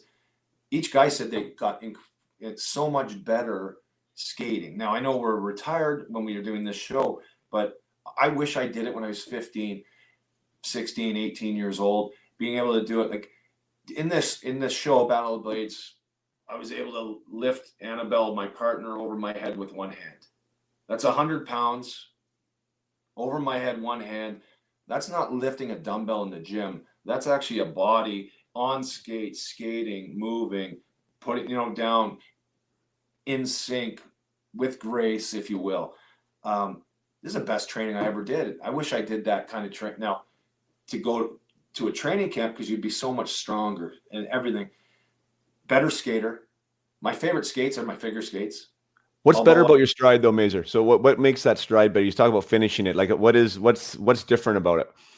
well, because I don't, you don't. First of all, it's posture, and you don't, which is so foreign. And it was awful for the first few weeks getting on figure skates without holding a hockey stick hunched over, right? And when you turn to the left, for instance, I'm a left-handed player, and I turn to the left, I dip my left shoulder, kind of follow my stick around my body, and I make a tight turn on my heels. A figure skater comes in there and actually does this with hands and leads with the right shoulder. So fundamentally, that left turn is completely different. But they're doing it because they have to present themselves and like this, right? Show themselves and posture and breathing, but they have to be in sync with their partner. I think it was just like the focus and the energy it took to actually like to skate crossovers around the neutral zone, around the circle. We would do that for hours because I had to be in sync with her. Our stride had to be matched perfectly to stay in. And it was just, I think the coolest part about doing that show, probably the reason why I love golf so much, is because I can go to a driving range and work on something, and within 5 or 10 minutes it gets worse. But if you're really working on it, you see incremental improvement, like the ability to learn and improve. I think I'm addicted to. And when I retired from hockey, I was like, okay, where am I going to get this? I didn't know what that was. But when I did Battle of the Blades, I'm like, that's it. We can't stop trying to learn. So learn new things, right? Because we don't do it. As older we get, we're stubborn. So anyways, yeah, the skating part, I'll tell you one other one and quickly. It's called the 3-turn. If you don't know what the 3-turn is, it's an outside edge to an inside edge on the same foot, as opposed to doing a mohawk turn. So going forwards and opening up for a one-timer, if you do a 3-turn, outside edge, inside edge on your left foot as a left winger or a left-hand shot, I'm already loaded up on my shooting foot. My shot's better. I score more goals. I would have been a better hockey player had I even learned that one move. Right. And that's for you being a right-hand shot, it would be your right leg in that case for a one-timer. But I never knew that. I played hockey for 20 years in the NHL. The best people in the world never was taught that. That's strange. So you go from your outside edge. I'm a righty. My right leg outside edge. I'm pivoting around to my inside edge, and now I'm open for that one timer. So yeah, you're here. Yeah, I know it looks weird. Yeah, outside edge to inside edge. So it's imagine your toe of your for you. You're coming out of that right corner, right? Yeah. You cycled the puck and you're turning around the top of the circle to take a one timer. You know what that looks like? Yeah. Yeah. As you're going around, instead of opening up to a mohawk turn, receiving the pass on the wrong foot, then you have to load it up and then you shoot it. So there's 6 moves to a mohawk turn to shoot a puck. Although it can happen quick, there's actually 1 move and a shot on a 3-turn. So if Brett Holt scored, I bet you if we actually broke down goals of one-timers, the best in the game over the years, I bet you that's how they turned. Right. Yeah, no, that's cool. Well, we'll finish with just a conventional hockey question to somebody who's been around a ton of fights. You mean playing as long as you did in the Enforcer era? Who do you have a top 3? Like who lives in that rarefied air? It's interesting, and I don't want to bias your answer, but I know Bugard was a real big name back in the day. I know Tony Twist was. One of the names who used to be my next door neighbor and is a friend of mine was Eric Goddard, who knocked out Bugard in Calgary. And somebody on Spit and Chiclet said that he was up there as one of the toughest guys of his time. And no disrespect to Eric, but I mean, that's just not the world that I lived in, right? Like, is there any names and maybe some sleepers on that list that people might not have heard of before? There's so many more that you and I have, like, we won't even touch, that are so tough and could have knocked Goddard out on a one-off, or Bugard or me, or you know what I mean? Like, you had Kenny Belanger for a while. He was like short while, but he was a beast. Look at it, like Stephen Flynn when he was playing for LA, he came in. He was a pretty tough guy. Donald Brashear for a long moment. He played a long career as well, but for a while he was the toughest in the NHL. Rob Ray, I mean, this guy went to war pretty much every night, and he was tough as nails and would fight. And listen, half the battle of a fight is showing up, right? Like the actual what happens if win or lose? Are you coming back? And there's so many tough guys. I fought Eric Goddard. He was playing for the Islanders. I was playing for Colorado. Came across, pull it up on YouTube. Not a good fight for Brad May, but he was a big guy. I knew it. It was at the end of my shift. I'm like, this guy had been on a roll. I think he was beating guys up, and I'm like, you know what? I have to jump in here. But if I could slip on the banana peel, I'm okay. I'll get a 5-minute major. But fight's over. I did my job.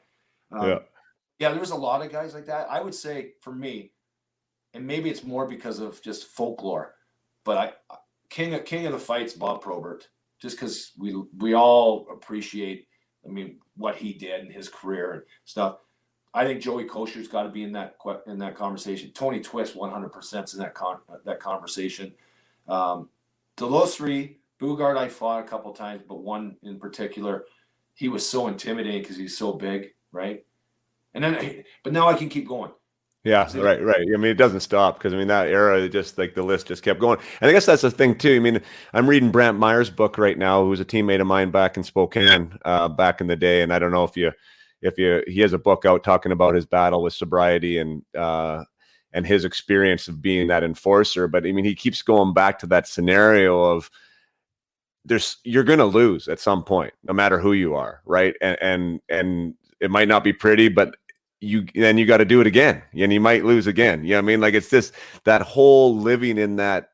I don't know what the right way to frame it is, and you'd probably be much more eloquent than me, but you can only win for so long, right? And no matter how good you are, somebody's coming. And there were so many tough guys back in that era. It would have been an interesting world to live in.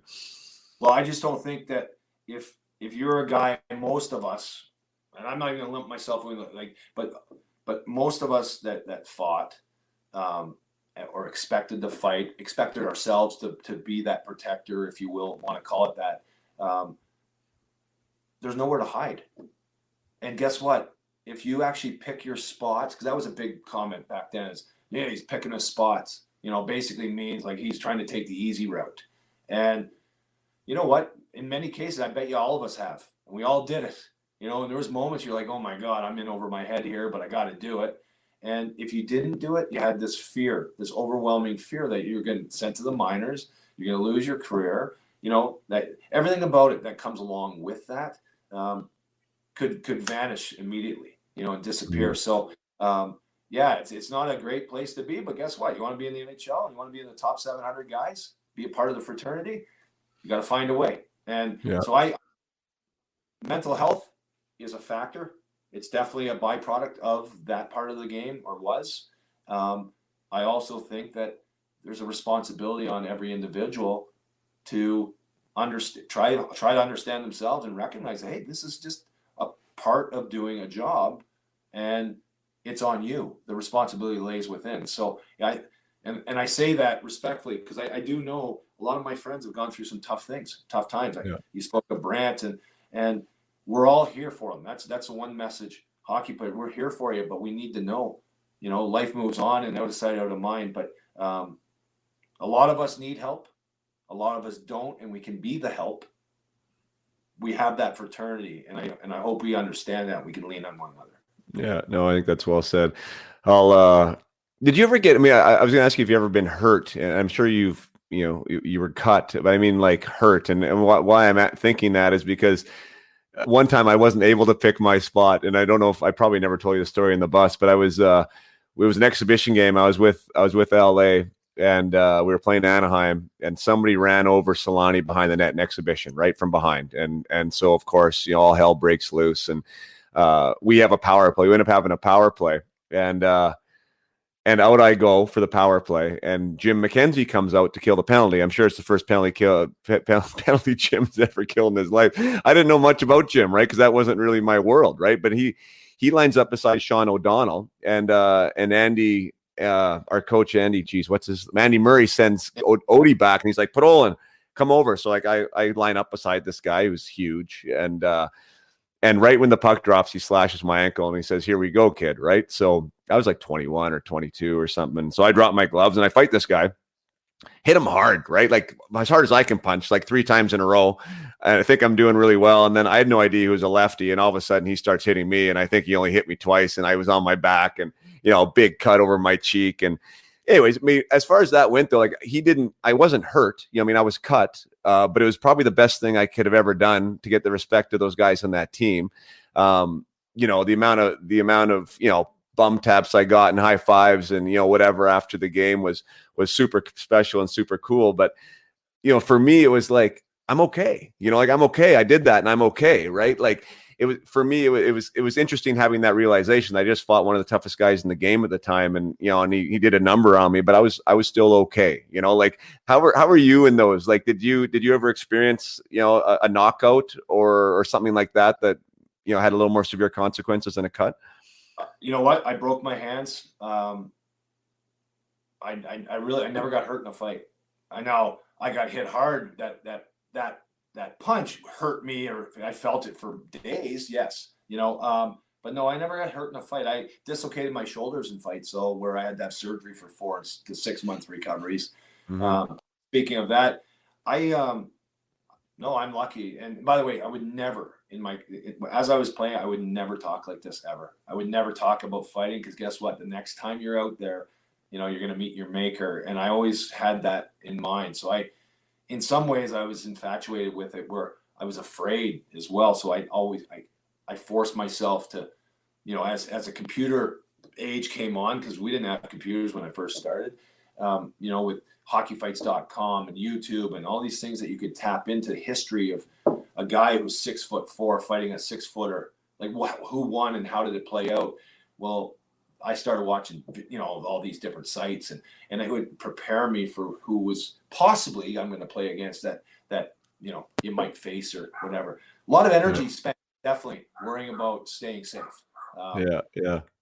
But that's interesting. And I wonder how, we get back, we don't need to go there, but like if you spent that much time wondering how to beat somebody wide and cut to the middle and score the goal, like what that might have done, and what these kids can do now with this video at their disposal. Like, my gosh, it's like wild. If I could have watched everything Mario Lemieux did when I was 10 years old, like he was my guy, like, oh my God, would that have been a valuable thing to be able to do? Amazing. And just to cap off that other conversation, the threat of the fight is more important than the fight itself. So even going forward in this new age hockey and everything else that's happening right now, the understanding that, you still have to play the game honorably and safe. And if you do anything outlandish, there's going to be, retribution or consequences. So the threat of the fight is more important than the fight itself. So Pat LaFontaine, Dale Howardchuk, to finish off the whole fighting comment in Buffalo with a bunch of knuckleheads. I remember skating around. I was doing, just imposing my will on the other team and whatever. So we get in between periods, and Patty and Dale are losing it on me, and they're like, "What do you settle them down? You're running around, and you know what? Now they're coming after us." So what does the New York Rangers do at that moment? They don't come after Brad and Rob Ray, because they know they're going to be in a fight. Buka Boom and Kiprios and these guys, they start targeting LaFontaine and McGillney, right? And Howardchuk. All of a sudden, they're in between periods, and they're like, "Hey, settle down. We're winning this game. Enough's enough. Yeah, I don't want to get hurt tonight. No more." And you know what? There was no fight needed, but the fight was the threat. The fight wasn't needed. We went on. We played the third period. The game was over. It was police within our own locker room. Our star players told us to settle down, because they were under the gun, because we were, inflaming this situation. And I think that's why fighting is amazing, and that's why it should be still part of the game. But I do recognize that concussions and everything else that we can get into, they're real, and it's real, and the optics of the game, there's rules, stick by them. Yeah, we'll see where that goes. It does seem like it's, they're trying to, I don't know what the right word is, like legislate it out almost. Starting at the minor levels, the junior, like what happens at junior, obviously, if you can't fight in junior, like it's going to be tough to fight in the NHL, or less guys are going to be able to do it. I think at some point in the future, there probably won't be fighting. I'm with you though. I think it should be there. Maybe it's because of the era we came up with, but I don't know. I just, there's a strategy to it. There's something about the energy of it. And I think too, and I've said this before, possibly not to you, but there's something like you respect yourself for what you had to do and what you had to go through. Like there's an element of being a hockey player where when that's involved, that it's a test of your mettle. It's a test of your mental makeup. And it is maybe a little caveman or a little gladiator, but I'm okay with saying that, right? Like it took, you had to be a bit of a different type of person to be able to do it, to be able to play there with that fear, whether it was real or not, right? To get it done. Even as a goal scorer, I felt that I had to have a little bit of an edge to me to go to those areas, knowing that somebody could take your head off or knowing that somebody might want to take a piece out of you, right? And I had some pride with that, and I still do, right? That I was able to produce in that era. And I think that that's something that, I don't know, I wish other hockey players could do, because there's something about saying that I'm a hockey player and knowing that that's a part of it. I think it just, to me, I like being able to say that was included in the process. No, I love it. I love it. And let me ask you, what's your favorite movie? My favorite movie. Well, interesting. Well, I mean, I said Gladiator now, and that's going to come to my mind. I think Gladiator, Shawshank Redemption are always some that come off my lips when somebody asks me that. Okay, so another one that comes up, a lot of guys, and listen, The Notebook comes up every once in a while too. So, hey, listen, movies are great, but Gladiator, Braveheart, right? Braveheart's one. All these movies, it's who we are. It's where we came from. Like, it is part of this whole struggle. I love it. I love it. Yeah. And that same guy that would say I don't understand it in hockey, his favorite movie is Braveheart, and I don't understand that whatsoever. Do you know what I mean? Right. Okay, if that's true, how in the world can you not see the value in it here? But hey, we're evolving, so it's good. Yeah, there you go. Well, Brad, I mean, it's been 2 hours. My gosh, I know it's just like sitting on the bus. I think we could probably keep going here, but we'll pull the cord on it. Really, really great points, really great perspectives. I love your stories, man, and I just looked now. I was joking a little bit about my 41 games, but you played 1,041. So you played 1,000 on the nose, 1,000 more regular season games than me. That's pretty wild. And you have the same birthday as my youngest son. So somehow we're kind of tied there. So I appreciate you spending your time with us here and sharing those stories, man. Hey, I can't wait to come to Predator Ridge and come visit you. Hey, man, let's do it. Yeah. Have you played this course? I have. Well, way back when. Yeah. I haven't played it. I haven't been out there in 10, 15 years, but yeah, early 2000s. Okay, so you haven't played the new one yet then?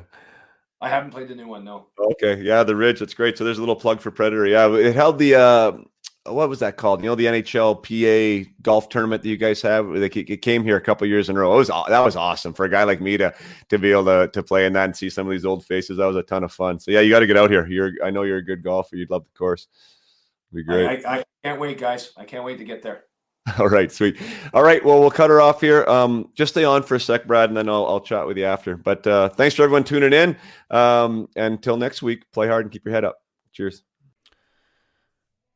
Well, thanks for joining us again today, Brad May. We've had that on the calendar for a while. It kind of just kept not happening, and then this week it happened. So really happy to get that done. There's still so much. It's crazy. You talk for 2 hours.